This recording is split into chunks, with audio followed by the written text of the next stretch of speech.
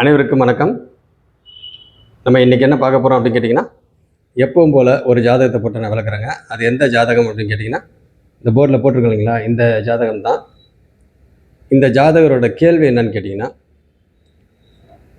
திருமணம் எப்பொழுது ஆகும் அப்படி சொல்லி கேட்டுக்கிறாங்க. எப்பயுமே ஒரு ஜாதகத்தை நம்ம பார்க்குறப்ப இந்த அடிப்படையான விஷயங்கள்லாம் உங்களுக்கு ஞாபகம் வந்துடணும். அப்போ அந்த அடிப்படையான விஷயங்கள்லாம் என்னது, மெயினாக இதை நான் சொல்கிறது இந்த ஆரம்ப நிலையில் இருக்கிறவங்களுக்கு.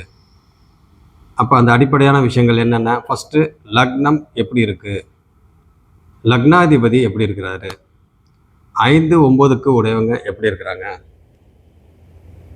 4, 7, 10க்கு உடையவங்க எப்படி இருக்கிறாங்க, 6, 8, 12 அதிபதிகள் எப்படி இருக்கிறாங்க, அதே போல் கேந்திராதிபதிகள் எப்படி இருக்கிறாங்க, கேந்திர ஸ்தானத்தில் எந்த கிரகம் உட்காந்துருக்குறாங்க, திரிகோணாதிபதிகள் எப்படி இருக்கிறாங்க, அந்த ஸ்தானத்தில் எந்த கிரகம் உட்காந்துருக்குறாங்க, அதே போல் மறைவு ஸ்தானம் என்று சொல்லக்கூடிய 6, 8, 12 அதிபதிகள் எங்கே உட்காந்துருக்குறாங்க, அந்த ஸ்தானத்தில் எந்த கிரகம் உட்காந்துருக்குறாங்க, இதெல்லாம் பார்க்கணும். அடுத்தது சூரியன், சந்திரன், குரு, சுக்கிரன் இவங்க நிலை என்ன அப்படின்னு சொல்லி அதை பார்க்கணும். அடுத்தது சந்திரனோட நிலை பார்த்துடணும். அதாவது வளர்பிறை சந்திரனா, தேய்பிறை சந்திரனா. வளர்பிறை சந்திரனா இருந்தால் ஒளி பொருந்தியதாக இருக்கிறாங்களா, இல்லை தேய்பிறையாக இருந்தாக்கா ஒளி இருக்கா இல்லையா, இதெல்லாம் பார்க்கணும். அதே மாதிரி சந்திர அதியோகத்தில் இருக்கிறாங்களா, இல்லை பௌர்ணமி சந்திரனாக இருக்கிறாங்களா, ஸோ இதெல்லாம் பார்க்கணும். இது சந்திரனோட நிலை. அடுத்தது பார்த்திங்கனாக்கா ஸ்தானபலம். ஸ்தானபலம் அப்படின்னா என்னது, உங்களுக்கு ஆட்சி, உச்சம், மூல திரிகோணம், நட்பு, சமம், பகை, நீச்சம், இது போன்ற அமைப்புலாம் இருக்கு இல்லைங்களா. ஸோ இதெல்லாம் உங்களுக்கு ஞாபகம் வந்துடணும். அடுத்தது திக்பலம். திக்பலம்ன்றது என்னது, திசைகளின் பலம். அப்போ திக் அப்படின்னாவே திசைகள். அப்போ திசைகளோட பலம் எப்படி இருக்குது அப்படின்றது அதுவும் உங்களுக்கு நினப்பு வந்துடணும். அடுத்தது திருக் பலம்.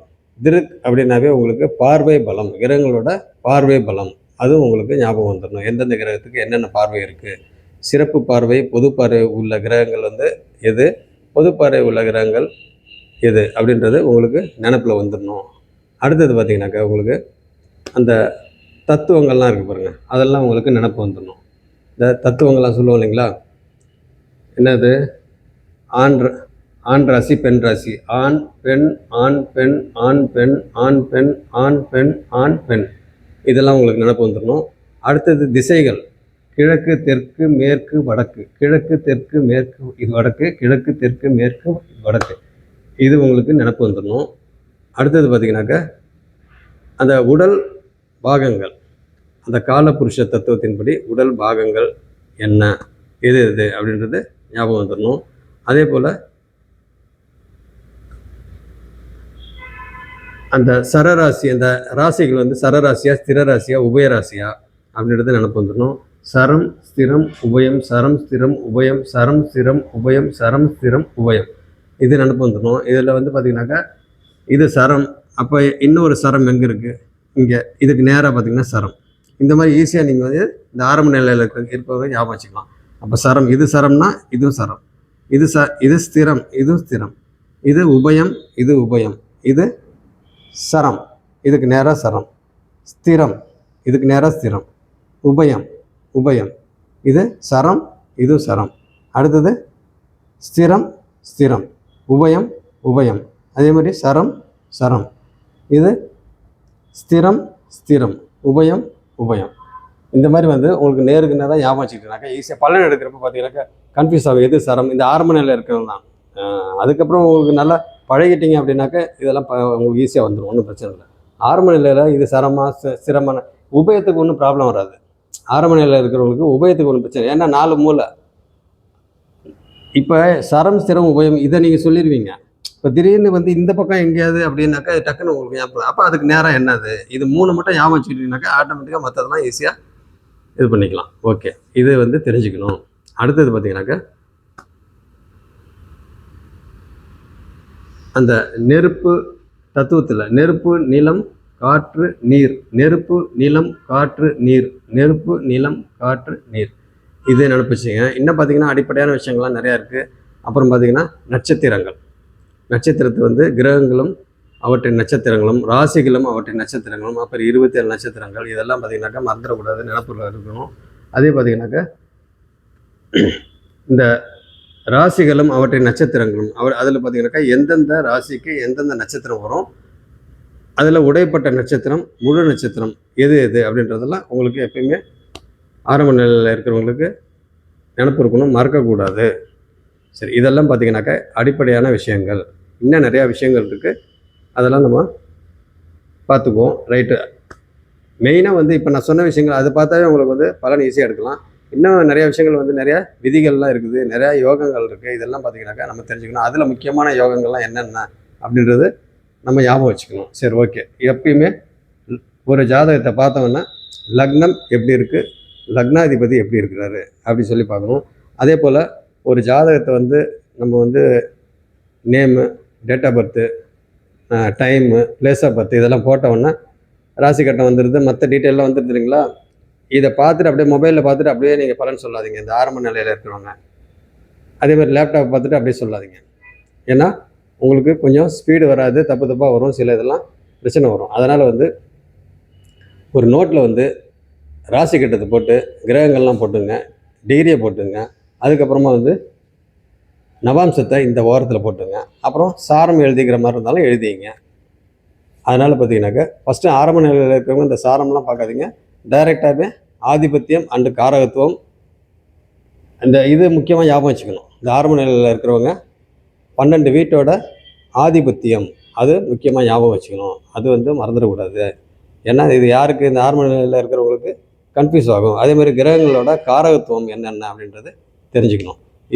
இதெல்லாம் வச்சு தான் பார்த்தீங்கன்னாக்கா பலன். அப்போ நீங்கள் பாட்டுக்கு இந்த அடிப்படையான விஷயங்கள் எல்லாம் தெரிஞ்சுக்கிட்டு ஆதிபத்தியமும் தெரியாமல் காரகத்துவமும் தெரியாமல் பலனெல்லாம் எடுக்க முடியாது. அதனால் இதெல்லாம் பார்த்தீங்கன்னாக்கா தெரிஞ்சுக்கணும். சரி, ரைட், ஓகே. இப்போ லக்னம் என்ன லக்னம் அந்த மாதிரி எழுதிங்க.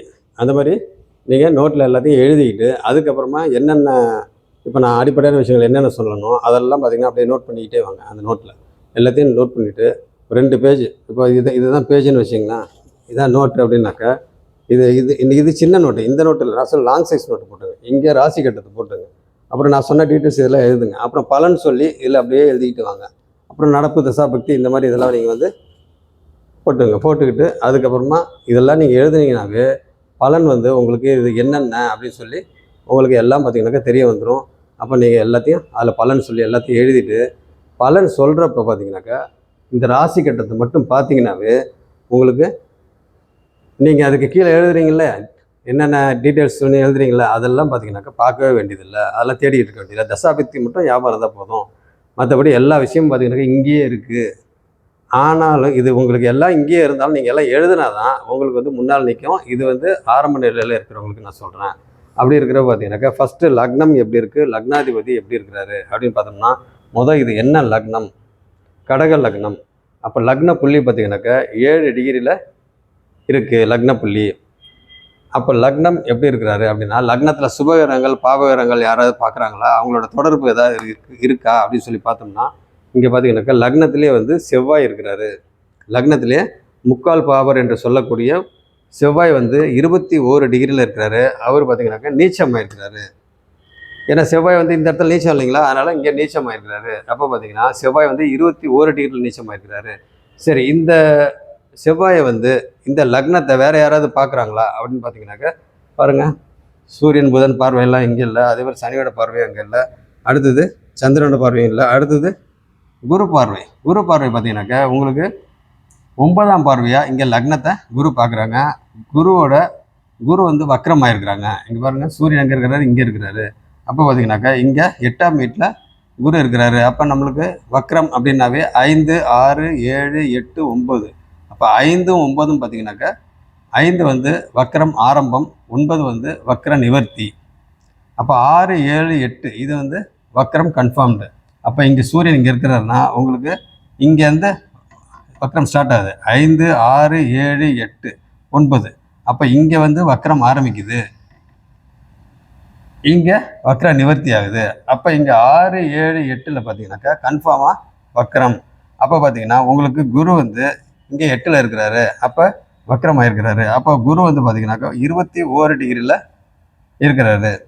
குரு வந்து 21 டிகிரியில் வக்ரமாயிருக்கிறாரு. அதே மாதிரி குரு வந்து எங்கே பார்க்குறாரு?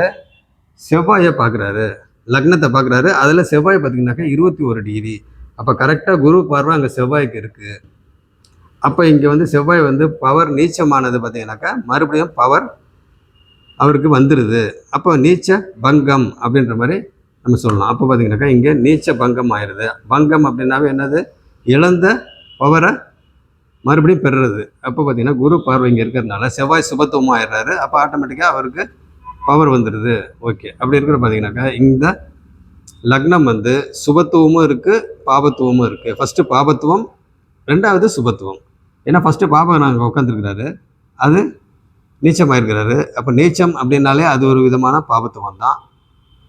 அப்போ பாபகிரகம் அந்த வீட்டில் வந்து உட்காந்துருக்கிறாரு அப்படின்னாவே அது ஒரு பாபத்துவம். அப்போ ரெண்டுமே பாபத்துவம். அப்போ பார்த்தீங்கன்னா ரெண்டாவது தான் குரு பார்வை. ஃபஸ்ட்டு கிரகங்களுடைய பொசிஷன் அது வந்து ஃபஸ்ட்டு நிலை. அப்புறம் தான் உங்களுக்கு பலம் அப்படின்றதெல்லாம் அந்த பார்வை பலம், திக் பலம், இதெல்லாம் செகண்டு தான். அப்போ வந்து பார்த்தீங்கன்னா ஃபஸ்ட்டு கிரகத்தின் பொசிஷன், இந்த பார்வையெல்லாம் செகண்டு தான். அப்போ பார்த்தீங்கன்னா உங்களுக்கு குரு பார்வை இங்கே இருக்குது. அப்போ இயல்பாக என்ன நம்ம சொல்லணும் அப்படின்னாக்கா ஃபஸ்ட்டு என்ன நிலையில் வந்து கிரகங்கள்லாம் இருக்குது அப்படின்றத பார்த்தோம்னா அதை வச்சு நம்மளுக்கு செகண்டாக வந்து ஏதாவது பிரச்சனை இருக்குது, மறைஞ்சிருக்குது, இல்லை ஏதாவது பாபகிரகங்களோட குரு சுக்கிரன் தொடர்பு இருக்குதா, இயற்கை சுபகிரகங்கள் பார்க்குறாங்களா, வளர்பிறை சந்திரன் இந்த மாதிரி பார்க்குறாங்களா, தனித்த புதன் எதை பார்க்குறாங்களா, இதெல்லாம் வந்து பார்த்திங்கன்னா செகண்டரி.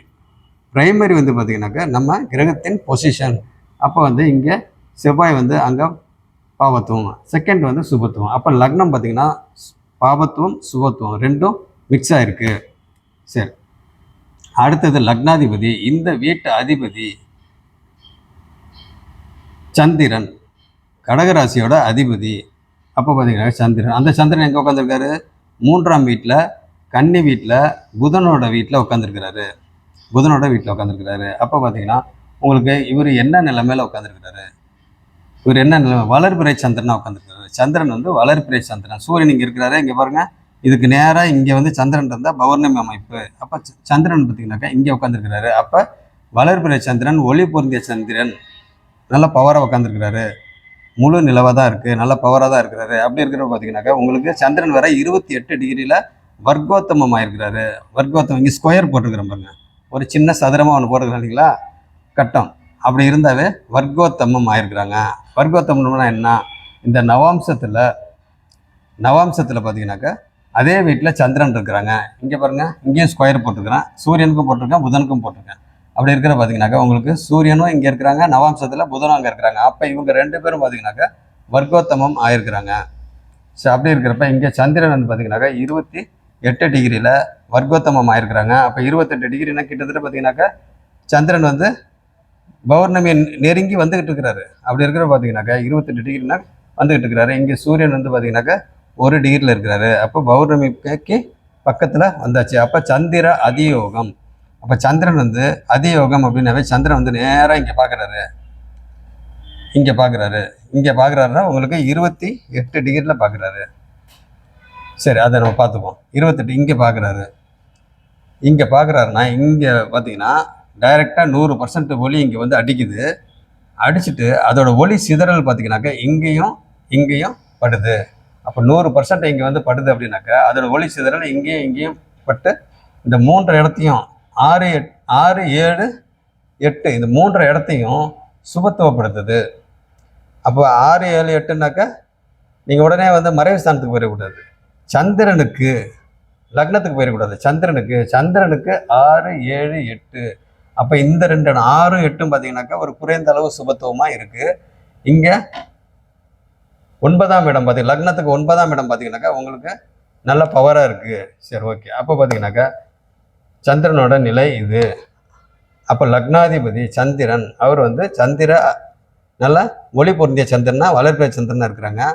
அவர் வந்து பார்த்தீங்கன்னாக்கா இங்கே ஆப்போசிட்டில் பார்க்குறாங்க. Right, okay. இது வந்து சந்திரனோட நிலை. அப்போ லக்னம் எப்படி இருக்குது, லக்னாதிபதி எப்படி இருக்கிறாரு அப்படின்னு சொல்லி பார்த்தாச்சு.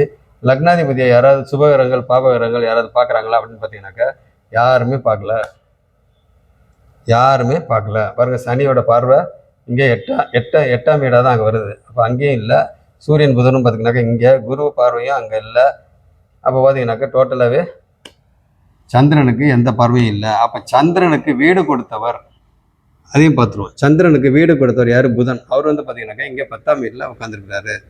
மேஷ ராசியில் செவ்வாயோட வீட்டில் அங்கே உட்காந்துருக்கிறாரு. சரி, இதெல்லாம் பார்த்துங்க. அப்போ லக்னம் எப்படி இருக்குது, லக்னாதிபதி எப்படி இருக்கிறாரு அப்படின்னு சொல்லி பார்த்தாச்சு. அடுத்தது 5, 9க்கு உடையவங்க எப்படி இருக்கிறாங்க அப்படின்னு சொல்லி பார்த்தோம்னாக்கா, உங்களுக்கு 5ன்றது யார்? செவ்வாய். அந்த செவ்வாய் வந்து பார்த்தீங்கன்னாக்கா உங்களுக்கு லக்னத்தில் உட்காந்துருக்கிறாரு, சுபத்துவமாயிட்டாரு. அப்போ இந்த ஜாதகர் லக்னத்தில் செவ்வாய் உட்காந்துருக்கிறாரு அப்படின்னாவே உங்களுக்கு என்னது? செவ்வாய்க்கு உண்டான அமைப்பில் தான் அந்த ஜாதகர் இருப்பார். ஆனால் சுபத்துவமாக இருக்கிறாரு செவ்வாய். அப்போ பார்த்தீங்கன்னாக்கா நல்லா கோபம் வரும், முன்கோபம் வரும், நல்ல விதமாக தான் வரும், ரொம்ப பாவத்துவமாக வராது. அந்த கோபம் கூட பார்த்தீங்கன்னாக்கா சுபத்துவமாக தான் வரும். அப்போ கோபம் வரும், ரொம்ப தைரியசாலியாக இருப்பாங்க. அதே மாதிரி கோபம் வந்தாலும் சாந்தமாகிடுவாங்க. ஆனால் சுள்ளுன்னு கோபம் வரும். அதே மாதிரி எந்த ஒரு இதாக இருந்தாலும் தைரியமாக இருப்பாங்க, துணிச்சலாக இருப்பாங்க.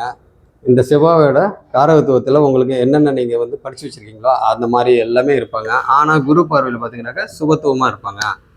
இதை புரிஞ்சுங்க. அப்போ செவ்வாய்க்கு உண்டான இது பார்த்தீங்கன்னா, அதே மாதிரி செவ்வாய்க்கு உண்டான காரகத்துவம் அப்படின்னாக்கா அந்த வீரம், விவேகம் இதெல்லாம் இருக்குது இல்லைங்களா? வீரம், ஆத்திரம், இது அவசரம், துணிச்சல், எடுத்தெறிஞ்சு பேசுகிறது எல்லாமே பார்த்திங்கனாக்கா இந்த செவ்வாயோட காரகத்துவம். அப்போ அந்த செவ்வாயை வந்து குரு பார்க்குறாரு அப்படின்னாவே உங்களுக்கு அந்த செவ்வாயோட காரகத்துவத்தில் அதிகாரம், வேலை என்ற அமைப்பில் பார்த்திங்கன்னா அதிகாரத்துக்கு உண்டான வேலை, அதே மாதிரி கௌரவம், அந்தஸ்து இதுக்கு உண்டான வேலை, அதே மாதிரி மருத்துவர், ரத்தம் சம்மந்தப்பட்ட விஷயங்கள் அப்படின்னா என்னது? அதுக்கு உண்டான வேலைங்க. அப்போ இந்த ஆட்டோமேட்டிக்காக பார்த்திங்கன்னா மருத்துவம் சம்மந்தப்பட்டதுக்கும் இந்த ஜாதகருக்கு இருக்கும். ஆக மொத்தம் நம்ம வந்து மற்ற விஷயங்கள்லாம் பார்த்துட்டு அப்புறம் நம்ம வரும். ஓகேங்களா? அப்போ 5, 9க்கு உடையவங்க. அப்போ 5க்கு உடையவர் செவ்வாய் வந்து அங்கே லக்னத்தில் உட்காந்துருக்கிறாரு.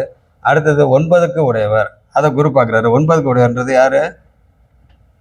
8, 9 குரு. அந்த குரு எங்கே உட்காந்துருக்கிறாரு? அவர் வந்து 5ல் உட்காந்துருக்கிறாரு. அங்கே 5ல் உட்காந்துருக்கு. அப்போ 5, 9. அப்போ 5க்கு உடைய செவ்வாய் வந்து லக்னத்தில் உட்காந்து குரு பார்வையில் இருக்கிறாரு. அதே மாதிரி இங்கே பார்த்தீங்கன்னாக்கா 9ஆம் வீட்டை குரு பார்க்குறாரு. அப்போ 5, 9 நல்ல விதமாக இருக்குங்களா?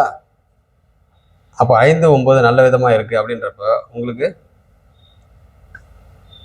அந்த முதல் நிலையான அதிர்ஷ்டங்கள் அப்படின்றது இந்த ஜாதகருக்கு இருக்குது. அடுத்தது 2ஆம் நிலையான அதிர்ஷ்டம், 2ஆம் நிலையான யோகம் அல்லது அதிர்ஷ்டம் எப்படினாலும் வச்சுக்கலாம். ஓகே, அப்படி இருக்கிறப்ப பார்த்தீங்கன்னாக்கா உங்களுக்கு 4, 7, 10 எப்பயுமே வந்து திரிகோணம் அப்படின்னாவே முதல் நிலையான அதிர்ஷ்டம். கேந்திரம் அப்படின்றது 2ஆம் நிலையான அதிர்ஷ்டம். அப்போ திரிகோணம் அதிர்ஷ்டத்தை வச்சு மட்டும் நம்ம வாழ்க்கையை ஓட்ட முடியுமா அப்படின்னு கேட்டால் எப்பயுமே அதிர்ஷ்டம் வந்து நம்மளுக்கு வேலை செய்யாது. லக்குன்றது எப்போது ஒரு டைம் தான் நம்மளுக்கு வரும். அப்போ கேந்திரம் அப்படின்றது பார்த்திங்கனாக்கா நம்மளுடைய திறமையினால் வர்றது, நம்மளுடைய திறமை. அப்போ அதிர்ஷ்டமும் திறமையும் ரெண்டும் நல்லா இருந்தால் மட்டும்தான் நம்ம வாழ்க்கையில் வந்து ஜெயிக்க முடியும், நம்ம அடுத்தடுத்த லெவலுக்கு போக முடியும். அதுக்கு தசாபக்தி சப்போர்ட் பண்ணணும். இதை புரிஞ்சுங்க. அடுத்தது 4, 7, 10. அப்போ 4க்கு உடைய 1, 2, 3, 4. அப்போ 4க்கு உடைய சுக்கிரன் வந்து எங்கே உட்காந்துருக்கிறாரு? பாருங்க, இங்கே உட்காந்துருக்காரு, 8ல் உட்காந்துருக்காரு. 4க்கு உடைய சுக்கிரன் வந்து 8ல் உட்காந்துருக்கிறாரு. அப்போ 8ஆம் இடம் சுபத்துவம் ஆகுது. 8ஆம் இடம் சுபத்துவம் ஆகுது. அப்போ 8ஆம் இடம் சுபத்துவம் ஆகுது. இந்த ஜாதகர் வந்து பார்த்தீங்கன்னா பிறந்த ஊரில் இருக்க மாட்டார். அதே மாதிரி உங்களுக்கு 12ஆம் வீட்டு அதிபதி பார்த்தீங்கன்னாக்கா 10ல் உட்காந்துருக்கிறாரு. அவருக்கு ஏதாவது சுபத்துவம் ஏதாவது இருக்குதா அப்படின்னு தான் இங்கே தான் உங்களுக்கு சந்திர அதியோகத்தில் இருக்கிறாங்கல்ல, அது ஒரு சுபத்துவம். இன்னொரு சுபத்துவம் இருக்குது, அது மறைமுகமாக இருக்க, கொஞ்சம் டெப்த்தில் போய் நம்ம பார்த்தோம்னாக்கா அது இருக்குது. என்ன அப்படின்னு கேட்டிங்கனாக்கா, இங்கே குரு பார்த்திங்கன்னா இங்கே இந்த ஸ்தானத்தை பார்க்குறாரு. அவரோட ஒளி வந்து எங்கே படுது? 21 டிகிரினாக்கா உங்களுக்கு கிட்டத்தட்ட பார்த்தீங்கன்னா இது நடுப்புள்ளி வந்து உங்களுக்கு என்னது 15 நடுப்புள்ளி. அது இல்லை, எனக்கு கிராஸாக இருக்குது. ஓகே,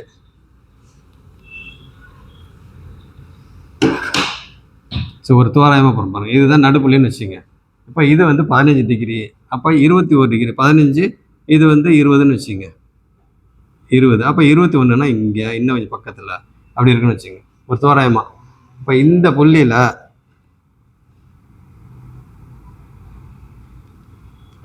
அப்போ இங்கே வந்து 21 டிகிரி வருது அப்படின்னா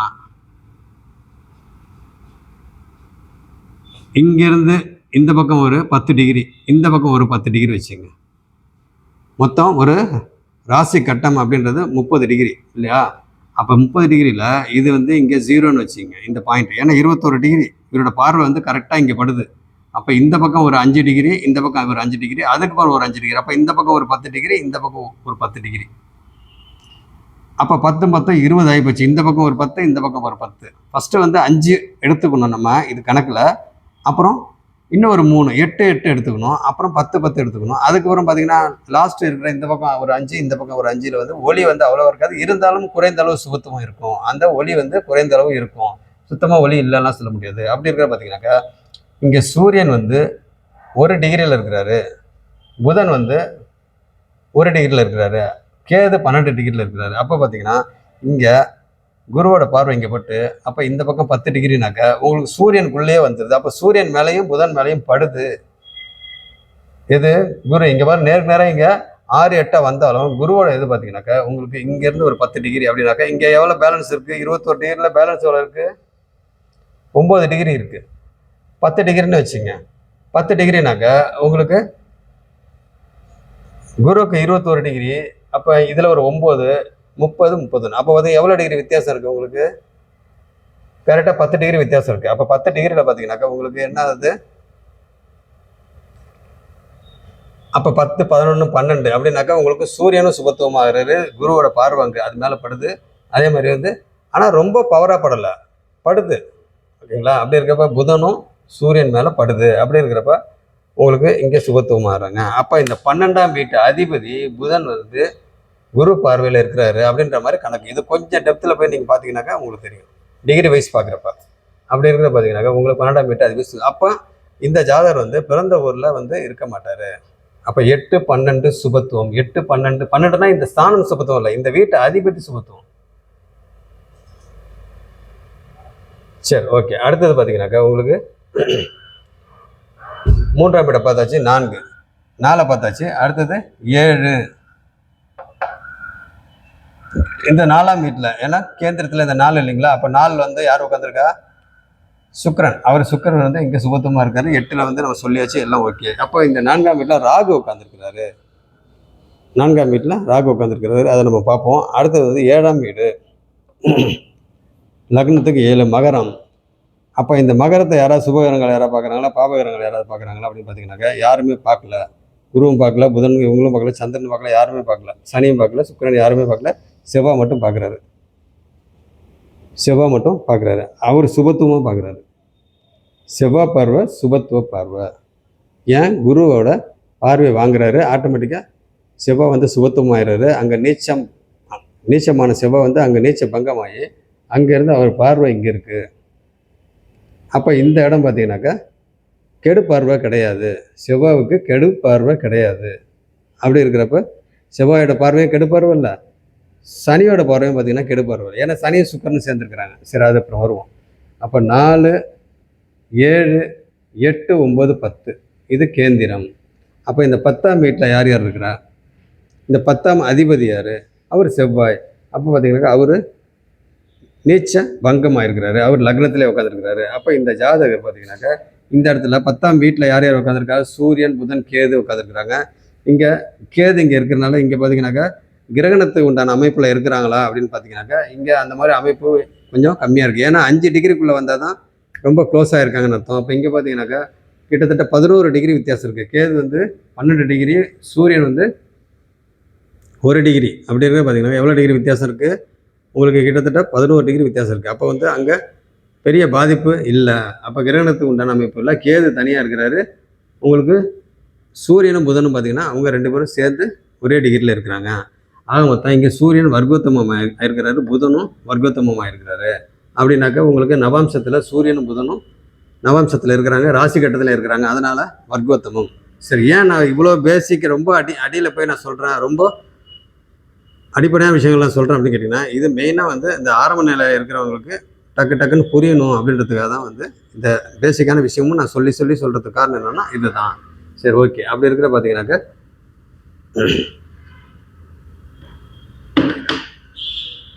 இப்போ 4, 7, 10. அப்போ 4, 7, 10 கூடவங்க. அப்போ இங்கே 7 கூடவர் எங்கே இருக்கிறாரு?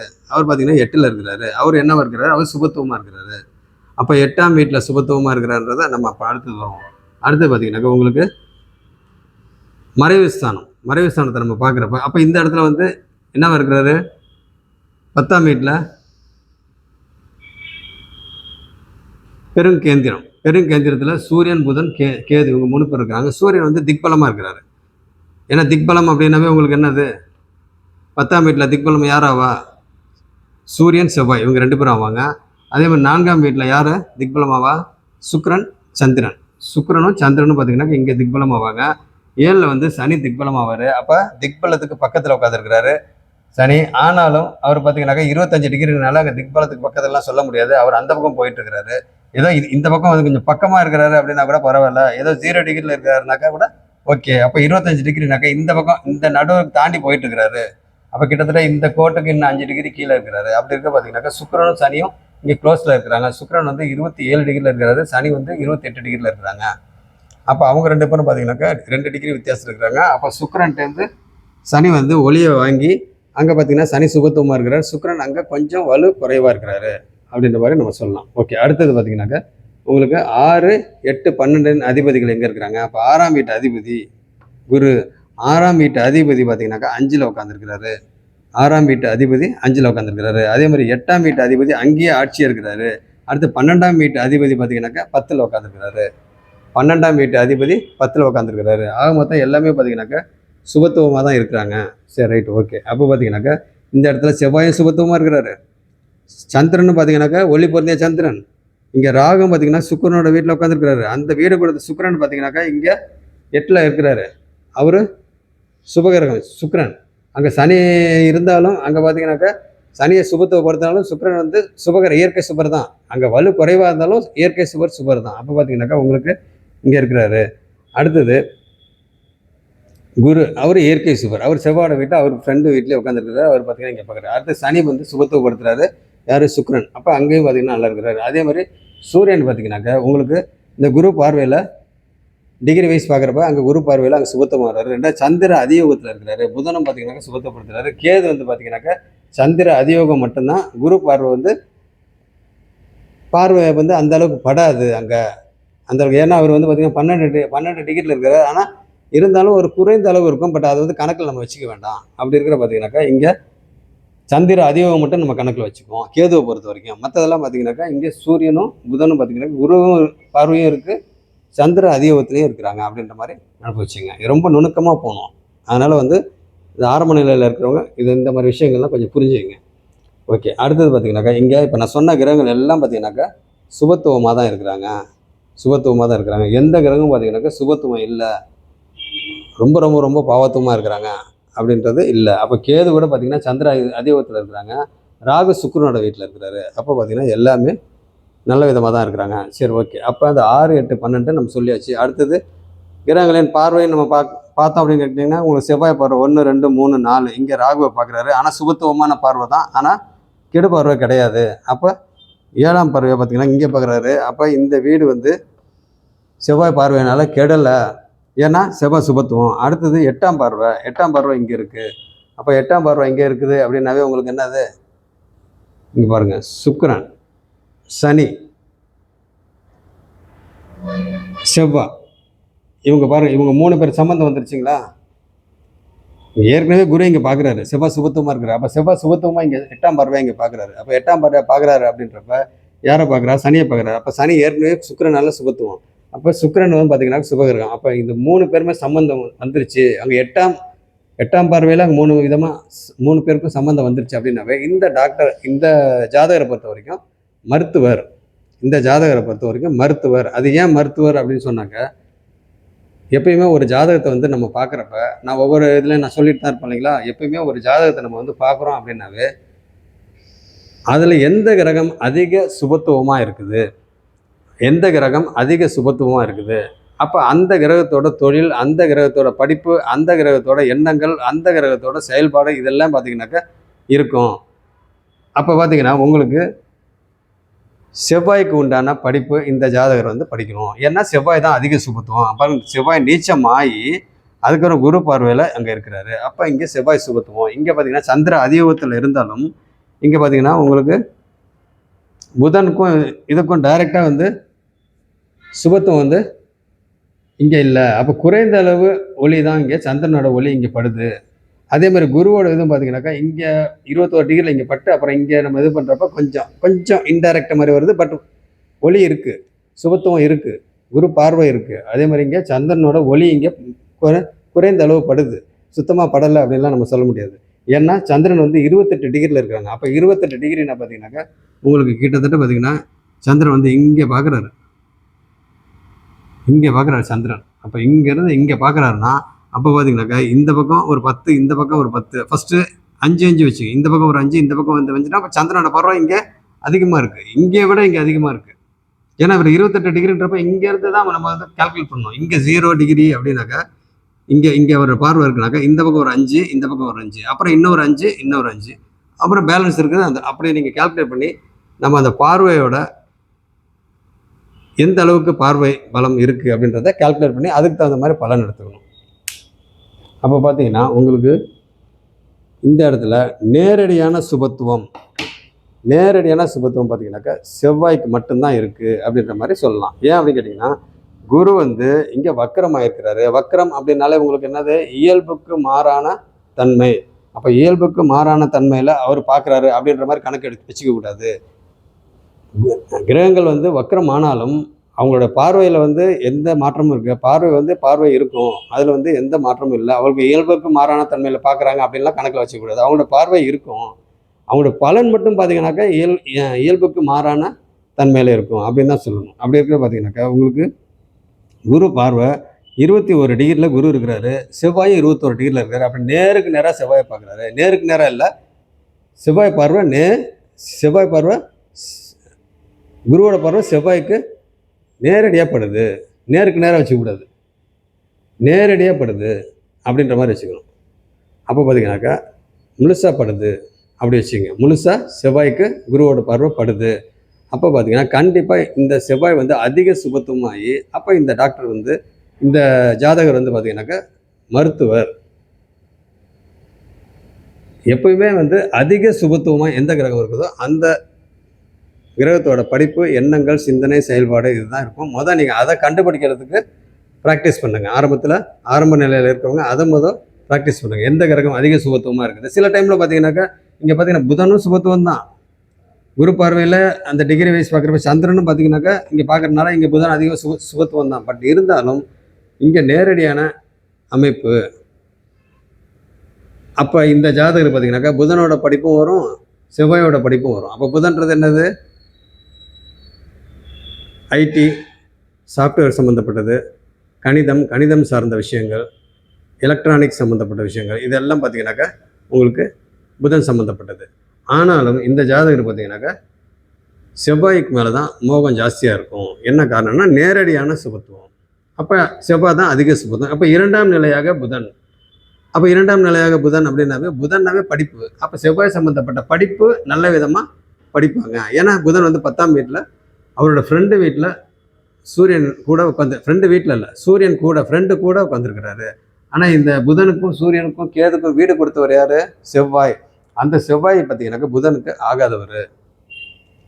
பட் இருந்தாலும் அங்கே சுபத்துவம் இருக்கிறனால இவர் பார்த்தீங்கன்னாக்கா புதன் வந்து பிரச்சனை இல்லை.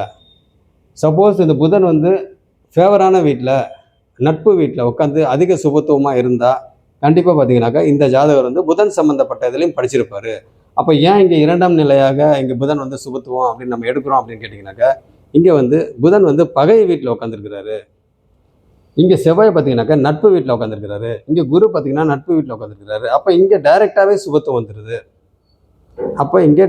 நம்மளுக்கு சுபத்துவம் வந்துடுது. அப்போ இங்கே வந்து புதன் வந்து அங்கே பகை வீட்டில் உட்காந்துருக்கிறாரு, கூட வந்து கேது வேற உட்காந்துருக்காரு. இந்த ஒரு சேர்க்கையெல்லாம் இருக்கிறனால நம்மளுக்கு அதிக சுபத்துவம் டைரெக்டாக எது அப்படின்னு கேட்டிங்கனாக்கா இங்கே குரு பார்வையில் செவ்வாய் இருக்கிறது தான்.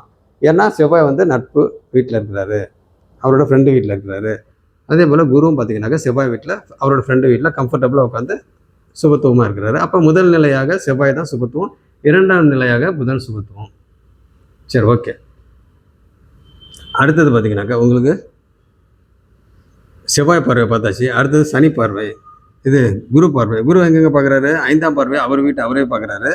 அதுக்கப்புறம் பார்த்தீங்கன்னாக்கா 7ஆம் பார்வையாக சுக்கிரன் வீட்டை ரிஷப வீட்டை பார்க்குறாரு. அதுக்கப்புறம் பார்த்தீங்கன்னாக்கா 9ஆம் பார்வையாக 7ஆம் பார்வையாக சுக்கிரன் வீட்டை, 9ஆம் பார்வையாக லக்னத்தை பார்க்குறாரு. இது குருவோட பார்வை. சனி பார்வை பார்த்தீங்கன்னாக்கா இங்கே சனி வந்து இங்கே பார்க்குறாரு, சனி பார்வை. அப்போ சனி பார்வை இங்கே பார்த்தாலும் இங்கே கெடு பார்வை கிடையாது, கெடு பார்வை இல்லை. அப்போ சனி பார்த்தீங்கன்னாக்கா 1, 2, 3 இங்கே 3ஆம் பார்வை இங்கே பார்க்குறாரு. 7ஆம் பார்வையாக இங்கே 2ஆம் வீட்டை பார்க்குறாரு. அப்போ 2ஆம் வீடு அப்படின்னா இப்போ தனம், குடும்பம், வாக்கு இதெல்லாம் பிரச்சனை வந்துருமா அப்படின்னாக்கா வராது. ஏன்னா சனியோட பார்வை இங்கே கெடு பார்வை கிடையாது. அவர் எதிரியான வீட்டை பார்த்தாலும் அங்கே பிரச்சனை வராது, பிரச்சனை வராது. என்ன காரணம்னு கேட்டிங்கனாக்கா உங்களுக்கு சனி வந்து சுபத்துவம். அப்போ 7ஆம் பார்வை இங்கே பார்க்குறாரு. 8, 9, 10 இங்கே குரு பார்வை. இது சனி வந்து இங்கே குருவை பார்க்குறாரு, குருவை பார்க்குறாரு. அதாவது டிகிரி வைஸ் பார்க்குறப்பையும் பார்த்தீங்கன்னாக்கா ஒரு 4 டிகிரி வித்தியாசம் இருக்குது. அங்கே பார்க்குறாரு. ஆனால் பார்த்தாலும் அங்கே கெடு பார்வை கிடையாது, கெடு பார்வை இல்லை. ஏன்னா இங்கே சனி சுபத்துவம். ஓகே. அப்போ பார்த்தீங்கன்னாக்கா உங்களுக்கு திரிகோணத்தை பார்த்தாச்சு, கேந்திரத்தை பார்த்தாச்சு. அடுத்தது திருக்பலத்தை பார்த்தாச்சு. இப்போ 3த்தையும் பார்த்தாச்சு. அப்புறம் பேசிக்கான விஷயம்லாம் வந்து நீங்கள் தெரிஞ்சுங்க. ஓகே. அடுத்தது பார்த்தீங்கன்னாக்கா உங்களுக்கு நேரடியாக வந்துடுவோம். அப்போ இந்த இடத்துல லக்னம் ஃபஸ்ட்டு நம்ம எடுத்தோம் அப்படின்னு கேட்டிங்கன்னா, லக்னத்திலே செவ்வாய் உட்காந்துருக்காரு, குரு பார்வை உட்காந்துருக்கிறாரு. அந்த வீடு கொடுத்த சந்திரன் வந்து ஒளி பொருந்திய சந்திரனாக இருக்கிறாரு. அப்போ பார்த்தீங்கன்னா செவ்வாய் வந்து நல்ல விதமாக இருக்கிறாரு, கம்ஃபர்டபுளாக இருக்கிறாரு. அப்போ பார்த்தீங்கன்னா அதிக சுபத்துவமாக இருக்கிறனால செவ்வாயோட துறையில் இந்த ஜாதகர் வந்து மருத்துவர், டாக்டர் அப்படின்ற மாதிரி நம்ம பலன். ஓகே. அடுத்தது 2ஆம் வீடு. 2ஆம் வீட்டோட அதிபதி பார்த்தீங்கன்னாக்கா அவர் உச்சமாயிட்டாரு, திக்பலமாக இருக்கிறாரு. 2ஆம் வீட்டு அதிபதி சனி பார்வையில் இருக்கிறாரு, சனி பார்வையில் இருக்கிறாரு. அப்போ பார்த்தீங்கன்னாக்கா உங்களுக்கு 2ஆம் வீட்டை சனி பார்க்குற சிம்மத்தை வந்து சனி பார்க்குறாரு. ஆனால் சனியோட பார்வை கெடு பார்வை இல்லை, அங்கே சுபத்துவமான பார்வை தான். அப்போ இந்த வீட்டு அதிபதி உச்சமாக இருக்கிறாரு, திக்பலமாக இருக்கிறாரு. அங்கேயும் பார்த்தீங்கன்னா சனி பார்க்குறாரு. ஆக மொத்தம் சனி விடமாட்டார் போல இருக்கு. இங்கே சுற்றி சுற்றி சூரியனையே பார்க்குறாரு. பார்த்தீங்கன்னாக்கா சிம்மத்தையே சூரியன் வீட்டை சிம்மத்தை பார்க்குறாரு. அடுத்தது இங்கே சூரியன் இருக்கிற வீட்டை பார்க்குறாரு, மேஷத்தை பார்க்குறாரு. அப்போ மேஷத்தை பார்த்தாலும் இங்கே பாருங்கள் 25 டிகிரியில் சனி இருக்கிறாரு. அவரோட பார்வை பார்த்தீங்கன்னா 25 டிகிரினாக்கா இந்த இடத்துலேருந்து இந்த இடம் இங்கேன்னு வைங்க, இங்கே தான் 25 டிகிரி. அவரோட பார்வை இங்கே படுது. இந்த பக்கம் ஒரு 10 டிகிரி, இந்த பக்கம் ஒரு 10 டிகிரின்னு எடுத்துக்கிட்டிங்கன்னா கூட உங்களுக்கு சூரியன் வந்து பெரிய அளவு பாதிக்காது. சூரியன் மேலே வந்து பெரிய அளவு பார்வை சனி பார்க்கல. சூரியனுக்கு சனி பார்வை பெரிய அளவில் அங்கே பாதிப்பு இல்லை. அதே மாதிரி தான் புதனுக்கும் பெரிய அளவு பாதிப்பு இல்லை. இங்கே கேதுக்கு வேணால் கொஞ்சம் இருக்குது. ஓகே. அப்போ வந்து என்ன தான் பார்த்தாலும் அங்கே சனி பார்வை கெடு பார்வை இல்லை. அப்போ சனியோட பார்வை 3ஆம் பார்வை எங்கே பார்க்குறாரு. அடுத்தது பார்த்தீங்கன்னாக்கா 7ஆம் பார்வை எங்கே பார்க்குறாரு. அடுத்தது 10ஆம் பார்வை 1, 2, 3 இங்கே பார்க்குறாரு. ஓகே. அப்போ பார்த்தீங்கன்னா 2ஆம் வீட்டோட அதிபதி சூரியன் வந்து உச்சமாக இருக்கிறாரு, திக்பலமாக இருக்கிறாரு. அவரு கூட புதன் உட்காந்துருக்கிறாரு. சரி, ஓகே. கேதுவும் இருக்கிறாரு. அடுத்தது 3ஆம் வீட்டில் ஒளி பொருந்திய சந்திரன், வளர்பிறை சந்திரன், ஒளி பொருந்திய சந்திரன். இது பௌர்ணமிக்கு பக்கத்தில் இருக்கிற சந்திரன், பௌர்ணமிக்கு பக்கத்தில் இருக்கிற சந்திரன் வந்து இங்கே 3ஆம் வீட்டில் நல்ல விதமாக இருக்கிறாரு. அப்போ 3ஆம் வீட்டோட ஆதிபத்தியம் என்னது உங்களுக்கு? தைரிய, வீரிய, சகோதர ஸ்தானம். அந்த இடம் பார்த்தீங்கன்னாக்கா முயற்சிக்கு உண்டான ஸ்தானம், எல்லாமே சொல்லலாம். அதாவது பிரயாணத்துக்கு உண்டான ஸ்தானம், புகழும் அங்கேயும் வரும். அப்போ பார்த்தீங்கன்னா உங்களுக்கு இந்த இடத்துல பார்த்தா சந்திரன் வந்து நல்ல விதமாக இருக்கிறாரு. அப்போ பார்த்தீங்கன்னாக்கா இந்த ஜாதகர் தைரியமாக இருப்பார், நல்லா வீரியத்தன்மையாக இருப்பார். அதே போல் அடிக்கடி ட்ராவல் பண்ணுவார். இந்த ஜாதகர் பார்த்தீங்கன்னாக்கா வேலை செய்கிறது இதெல்லாம் பார்த்தீங்கன்னாக்கா ட்ராவல் பண்ணிக்கிட்டு இருக்கணும். காலையில் கொஞ்சம் தூரம் ட்ராவல் பண்ணிவிட்டு திருப்பியும் சாயந்தரமாக ட்ராவல். மொத்தம் ட்ராவலிங்லாம் இருப்பாங்க. ட்ராவல் பண்ணி கொஞ்சம் தூரம் போய் படிக்கிற மாதிரியோ இல்லை வேலை செய்கிற மாதிரி வரும். அப்படி இருக்கிற பார்த்தீங்கன்னாக்கா இந்த ஜாதகர் 3ஆம் வீட்டில் சந்திரன் வந்து புதனோட வீட்டில் கன்னி ராசியில் உட்காந்துருக்கிறாரு. சந்திரனுக்கு வீடு கொடுத்த புதன் வந்து பார்த்தீங்கன்னாக்கா செவ்வாய் வீட்டில் உட்காந்துருக்கிறாரு. செவ்வாய் வீட்டில் உட்காந்துருந்தாலும் அங்கே சுபத்துவமாக தான் உட்காந்துருக்கிறாரு. சூரியன் பார்த்தீங்கன்னா கம்ஃபர்டபுளாக இருக்கிறாரு. சூரியன் திக்பலம் இருக்கிறாரு. அப்போ திக்பலம் அப்படின்னாவே இந்த ஜாதகர் பார்த்தீங்கன்னாக்கா நல்ல விதமாக சம்பாதிப்பார். எல்லா இடத்துலையும் பார்த்தீங்கன்னாக்கா ஒரு நல்ல லெவலில் இருப்பார். ஒரு தலைமைக்கு உண்டான இதில் இருப்பார் அப்படின்ற மாதிரி சொல்லலாம். இவர் வேலை செய்கிற துறையில் நல்ல விதமாக இருப்பார். டாப் லெவலில் இருப்பார் அப்படின்ற மாதிரி நம்ம சொல்லலாம். அதே மாதிரி பார்த்தீங்கன்னாக்கா இந்த ஜாதகருக்கு 3ஆம் வீடு அப்படின்றப்ப தைரிய வீரியங்கள்லாம் பார்த்தீங்கன்னா நல்ல விதமாக இருக்கும். சரி, ஓகே. அடுத்தது பார்த்தீங்கன்னாக்கா 4ஆம் வீடு. 4ஆம் வீட்டில் யார் உட்காந்துருக்கா? அங்கே ராகு உட்காந்துருக்கிறாரு. அந்த வீடு யாரோட வீடு? சுக்கிரனோட வீடு. அந்த சுக்கிரன் எங்கே உட்காந்துருக்காரு? அவர் பார்த்தீங்கன்னாக்கா இங்கே 8ஆம் வீட்டில் உட்காந்துருக்கிறாரு. அப்போ 8ஆம் வீட்டில் உட்காந்துருக்கிறாருனாவே இந்த ஜாதகர் பிறந்த ஊரில் இருக்க மாட்டார் அப்படின்ற மாதிரி நம்ம சொல்லலாம். அதே மாதிரி பார்த்தீங்கன்னாக்கா இங்கே 4ஆம் வீட்டில் ராகு இருக்கிறது.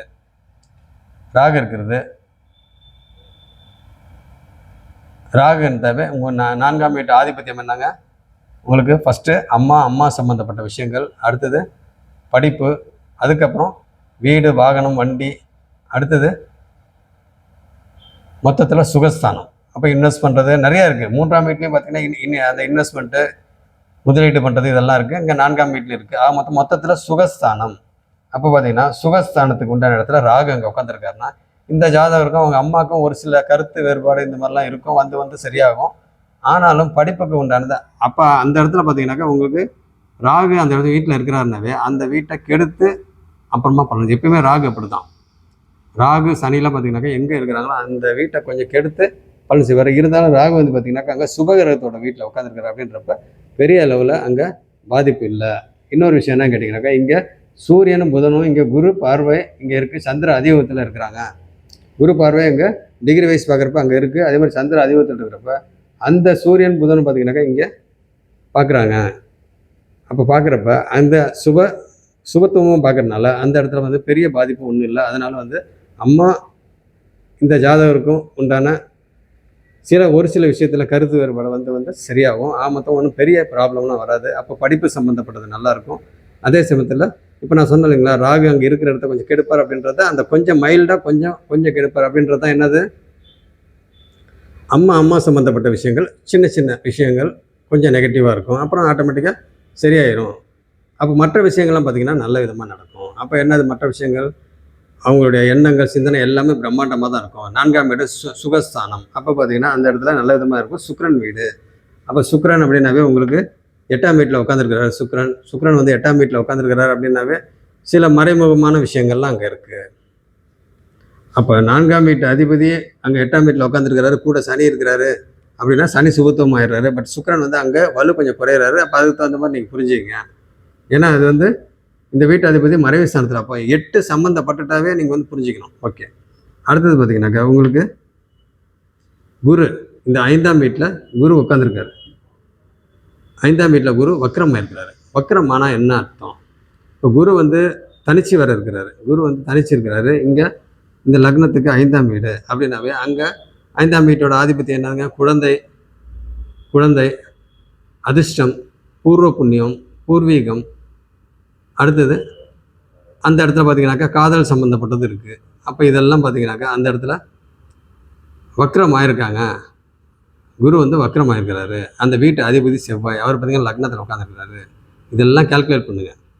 எல்லாத்தையும் கால்குலேட் பண்ணுங்கள். அப்போ இங்கே குரு உட்காந்துருக்கிறாரு, வக்ரம் ஆயிருக்காரு அப்படின்னாவே, வக்ரம் ஆகலை அப்படின்னா குரு வந்து தனிச்சு இருக்கக்கூடாது. அப்படி இருந்தாக்கா அந்த இடத்துல புத்திர தோஷம் அப்படின்ற மாதிரி சொல்லுவாங்க இல்லைங்களா.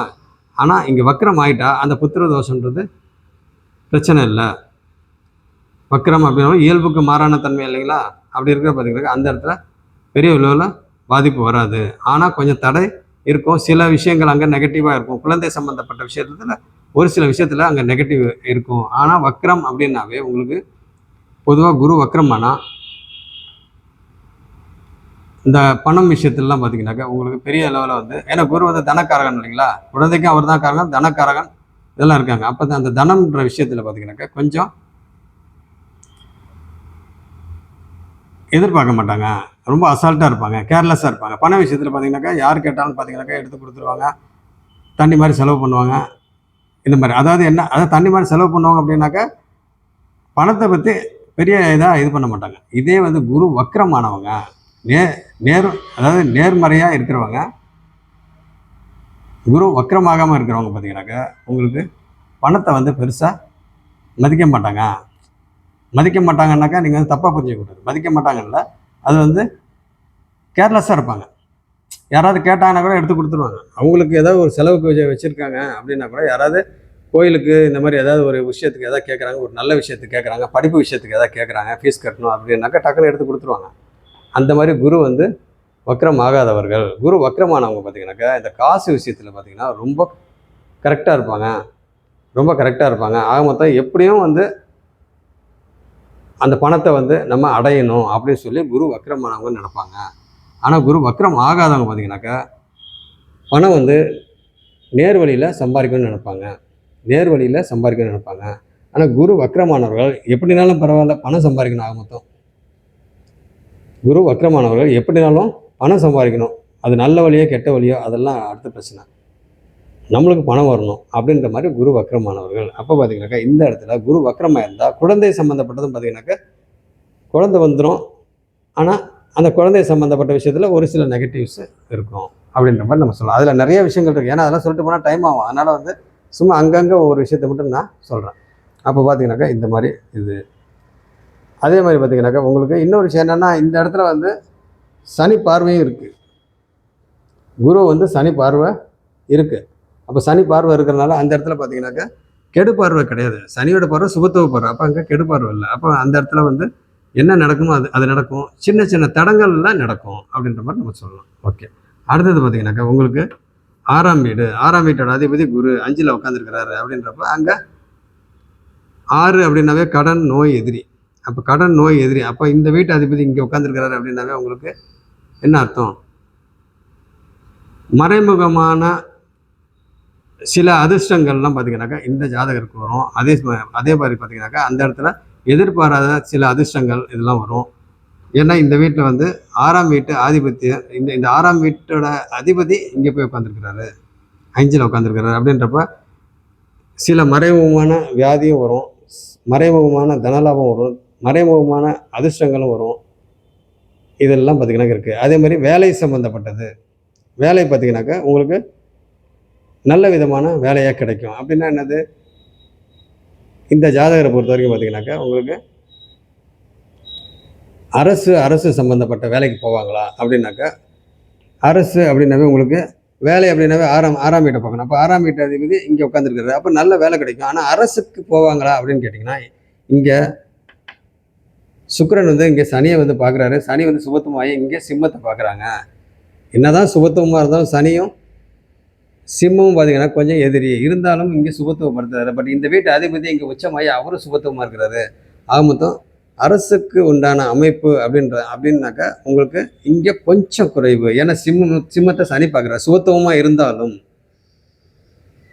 இங்கே பார்த்தாலும் இங்கே சிம்மத்துக்கு பார்த்தீங்கன்னாக்கா நேரடியான சுபத்துவம் இல்லை. ஏன்னா இப்போ ஒரு அரசு வேலை அப்படின்னாவே சிம்மாதிபதி ஸ்ட்ராங்காக இருக்கணும். அப்போ சிம்மம் பார்த்தீங்கன்னாக்கா இங்கே ஸ்ட்ராங்கு அப்படின்றலாம் சொல்ல முடியாது. ஏன்னா சுக்கிரனோட பவர் வந்து சனிக்கிட்ட கொடுத்துட்டாரு.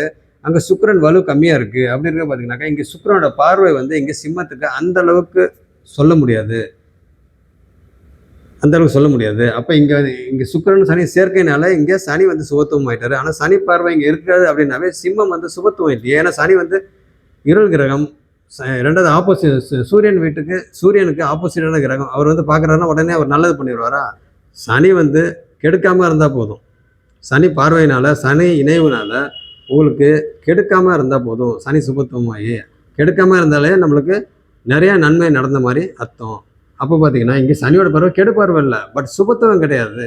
சுக்கிரன் இங்கே பார்க்குறாருன்னு நம்ம வந்து கணக்கில் வச்சுக்க கூடாது. என்ன காரணம் அப்படின்னு கேட்டிங்கன்னாக்கா இவரோட பவரை இங்கே கொடுத்துட்டாரு. இப்போ குருவுக்கு வந்து பார்த்தீங்கன்னா 100% பவர் இருக்குது. அவர் 3 பார்வை இருக்குது. அவர் பார்த்தீங்கன்னாக்கா எந்தெந்த பார்வைக்கு எவ்வளோ பர்சன்டேஜ்ன்றது இருக்குது. அதெல்லாம் ஓகே. பட் சுக்கிரனுக்கு வந்து பார்த்தீங்கன்னாக்கா குரு மாதிரி இல்லையே. அவருக்கு ஒரு பார்வை தான். அதுலேயும் பார்த்தீங்கன்னாக்கா அவருடைய பார்வை வந்து 50% தான். 50% தான் சுக்கிரனோட பார்வை. அப்படி இருக்கிற பார்த்தீங்கன்னாக்கா இங்கே சனிக்கு வந்து அவருடைய இதை கொடுத்துட்டாங்க. அப்போ சுக்கிரன் வந்து அங்கே பவர் கொஞ்சம் இழந்த மாதிரி இருக்கிறாரு. அப்போ அங்கே சிம்மம் வந்து சுபத்துவம் இல்லை. இது கொஞ்சம் ரொம்ப நுணுக்கமாக பார்த்தீங்கன்னாக்கா நமக்கு தெரியும். அப்போ சிம்மம் சுபத்துவமாக இல்லை. அப்போ சிம்மாதிபதி இங்கே நல்லா இருக்கிறாரு. சிம்மாதிபதி சூரியன் வந்து நல்லா இருக்கிறாரு. இங்கே உச்சமாக தான் இருக்கிறாரு. ஒன்றும் பிரச்சனை இல்லை. அவர் கூட புதன் இருக்கிறாரு. அது அந்த வீடு கொடுத்தவரும் பார்த்தீங்கன்னா நீச்ச பங்கமாயிட்டாரு. அதுக்கு உண்டான தொழிலில் தான் இருக்கிறாரு. எல்லாம் ஓகே. பட் என்னன்னா இந்த ஜாதகர் வந்து அரசு சம்மந்தப்பட்ட வேலைக்கு போகிறதுக்கு வாய்ப்பு கொஞ்சம் குறைவு அப்படின்ற மாதிரி நம்ம சொல்லலாம். அப்போ இந்த ஜாதகத்தை பொறுத்தவரைக்கும் இங்கே 6ஆம் இடத்துல 6ஆம் இடம் குரு அப்படின்னாவே இவருக்கு நல்ல வேலை கிடைக்கும், நல்ல பணம் சம்பாதிப்பார், ஒன்றும் பிரச்சனை இல்லை. அங்கே மறைமுகம், ஏன்னா இது மறைவு ஸ்தானம் இல்லைங்களா? அப்போ மறைவு ஸ்தானம், அப்போ மறைவு ஸ்தானத்தில் அங்கே என்னென்ன ஆதிபத்தியம் இருக்குதோ அதெல்லாம் பார்த்தீங்கன்னாக்கா அங்கே மறைமுகமாக நடக்கும். அப்போ இந்த இந்த இடத்தோட அதிபதி இயற்கை சுவரோட வீடு, அவர் வந்து இங்கே 5ஆம் வீட்டில் உட்காந்துருக்க வக்கரமாக இருக்கிறாரு. அப்போ பார்த்துங்க, புரிஞ்சுங்க. ஓகே. அடுத்தது இங்கே 7ஆம் வீடு களத்திரஸ்தானம். களத்திரஸ்தானம் அப்படின்னாவே வாழ்க்கை துணையோட ஸ்தானம். அடுத்தது நண்பர்கள், பங்குதாரர்கள், சமூகம் சார்ந்த விஷயங்கள் அப்படின்னு பார்க்குறப்ப உங்கள் செவ்வாய் இங்கே பார்க்குறாரு. செவ்வாய் இங்கே செவ்வாயோட பார்வை இருக்குது அப்படின்றப்ப இந்த ஜாதகர் பார்த்தீங்கன்னாக்கா சனியோட வீடு. அப்போ சனி வீட்டில் செவ்வாய் சம்பந்தம் இருக்குது, ரெண்டுமே சுபத்துவம் தான். இந்த வீட்டை அதிபதி சுபத்துவமாக தான் இருக்கார். அப்படி இருக்க பார்த்தீங்கன்னாக்கா இங்கே டாக்டருக்கு உண்டான அமைப்பு வந்துடுது. அதே மாதிரி இந்த ஜாதகருக்கு வரக்கூடிய கணவருக்கும் பார்த்தீங்கன்னாக்கா மருத்துவர், டாக்டராக இருக்கிறதுக்கு சான்சஸ் இருக்குது. இந்த வீட்டை வந்து செவ்வாய் பார்க்குறாரு. இந்த வீடு சனியோட வீடு. அப்போ இவரும் சுபத்துவம், சனியும் சுபத்துவம். அப்போ புரிஞ்சுங்க. அப்போ பார்த்தீங்கன்னா மருத்துவர் வரத்துக்கும் சான்சஸ் இருக்குது. அதே மாதிரி இன்ஜினியரு இந்த மாதிரி வரத்துக்கும் சான்சஸ் இருக்குது. ஏன்னா இங்கே 8ஆம் இடத்துல வந்து சனி வந்து சுபத்துவமாக இருக்கிறாரு. அப்போ 8ஆம் இடம் அப்படின்னாலே ஆயுள் சம்மந்தப்பட்ட விஷயங்கள். இந்த ஜாதகரை பொறுத்த வரைக்கும் ஆராய்ச்சி மனப்பான்மையில் தான் இருப்பார். ஆக மொத்தம் இங்கே 7ஆம் வீட்டில் இந்த ஜாதகருக்கு பார்த்தீங்கன்னாக்கா இந்த ஜாதகர் வந்து ஃபீமேல், பெண். இந்த ஜாதகர் வந்து பெண். அப்படி இருக்கிறப்ப இந்த கணவன் வந்து பார்த்தீங்கன்னா மருத்துவராக இருக்கிறதுக்கு வாய்ப்பு இருக்குது. அப்போ இங்கே 8ஆம் வீட்டோட ஆதிபத்தியம் கடன், நோய், எதிரி, வம்பு, வழக்கு, அசிங்கம், கேவலம், விபத்துக்கு ரொம்ப பிரச்சனை. அதே மாதிரி விபத்து நடக்கும், அதுலேயே பார்த்தீங்கன்னா ரொம்ப பிரச்சனை. இதெல்லாம் வந்து இந்த 8ஆம் வீட்டோட ஆதிபத்தியம். கடன், நோய், எதிரி, வம்பு, வழக்கு, அசிங்கம், கேவலம், விபத்து, மரணத்துக்கு நிகரான கண்டம், மேலேருந்து திடீர்னு உழுவுறது. அடுத்து பார்த்தீங்கன்னாக்கா திடீர் அதிர்ஷ்டங்கள், வெளிநாடு, வெளி மாநிலம், இதெல்லாம் அந்த 8ஆம் வீட்டோட ஆதிபத்தியம். வெளி ஊர், திடீர் அதிர்ஷ்டம், திடீர் பணவரவு, இதெல்லாம் பார்த்தீங்கன்னாக்கா இங்கே 8ஆம் இடம் சுபத்துவமாக இருந்தாக்கா உங்களுக்கு இதெல்லாம் நடக்கும். அப்போ இங்கே சுபத்துவமாக இருந்தாக்கா வெளிநாடு, வெளி ஊர் இந்த மாதிரி போகிறதுக்கு வாய்ப்பு இருக்குது. வெளி மாநிலம் இந்த மாதிரிலாம் போகிறதுக்கு இது வாய்ப்பு இருக்குது. அதே மாதிரி சனி அங்கே இருக்கிறதுனால பார்த்தீங்கன்னாக்கா ஆயுள் நல்லாயிருக்கும். அங்கே சனி சுபத்துவமாக இருக்கிறதுனால அந்த 8ஆம் வீட்டு சம்மந்தப்பட்டது இதெல்லாம் பார்த்தீங்கன்னாக்கா நல்ல விதமாக தான் இருக்கும். ஆக மொத்தம் சனி அங்கே இருக்கிறாரு அப்படின்னாவே ஆயுள் நல்லாயிருக்கும். மற்ற விஷயங்கள்லாம் பார்த்திங்கன்னா கொஞ்சம் கலப்பாக தான் இருக்கும். ஆனால் இந்த ஜாதகரை பொறுத்த வரைக்கும் நல்ல ஒரு ஆராய்ச்சி மனப்பான்மையோடு இருப்பார் சனி. அதே மாதிரி இந்த ஆன்மீகம் சம்மந்தப்பட்ட தெய்வீகம் இதெல்லாம் பார்த்திங்கனாக்கா அந்த ஜாதகருக்கு இருக்கும். அதே மாதிரி பார்த்திங்கனாக்கா இந்த இடத்துல சுக்கிரன் வந்து அங்கே வலு கொஞ்சம் குறையிறாரு. சனி அதே வீட்டில் ஆட்சியாக இருக்கிறாரு. அது மூலத்திரிகோண வீடு வேறு. அப்படி இருக்கிற பார்த்திங்கனாக்கா உங்களுக்கு நல்ல விதமாக இருக்கும். ஆனால் இந்த லக்னத்துக்கு சனி வந்து இங்கே 8 தான், சஷ்டாஷ்டகம் தான். செவ்வாயும் சனியும் பார்த்திங்கனாக்கா சஷ்டாஷ்டகம் தான். லக்னத்துக்கு இந்த 6 8 இதுக்கு 8 6 8 வருவாங்க. அப்போ 6 8 அப்படின்னாவே உங்களுக்கு நல்ல விதமாக இருக்காது. பட் இருந்தாலும் இங்கே சுபத்துவமாக இருக்கிறதுனால ஒன்றும் பிரச்சனை இல்லை. அப்போ ஆயுளுக்கு வந்து பிரச்சனை இல்லை. அப்போ இந்த இடத்துல பார்த்தீங்கன்னாக்கா 9ஆம் வீடு பாக்கியஸ்தானம். அப்போ பாக்கியாதிபதி யார்? குரு. அவர் 5ஆம் வீட்டில் உட்காந்துருக்கிறாரு. அப்போ இப்போ நடப்பு தசாபுக்தி குரு தசை கேது புக்தி, நடப்பு தசாபுக்தி குரு தசை கேது புக்தி நடக்குது. அப்படி இருக்கிறப்ப பார்த்தீங்கன்னாக்கா இங்கே 9ஆம் அதிபதி பாக்கியாதிபதி. அப்போ பாக்கியாதிபதி என்ன பண்ணுறாரு? எங்கே உட்காந்துருக்கிறாரு? 5ஆம் வீட்டில் அங்கே உட்காந்துருக்கிறாரு. செவ்வாயோட வீட்டில் உட்காந்துருக்கிறாரு.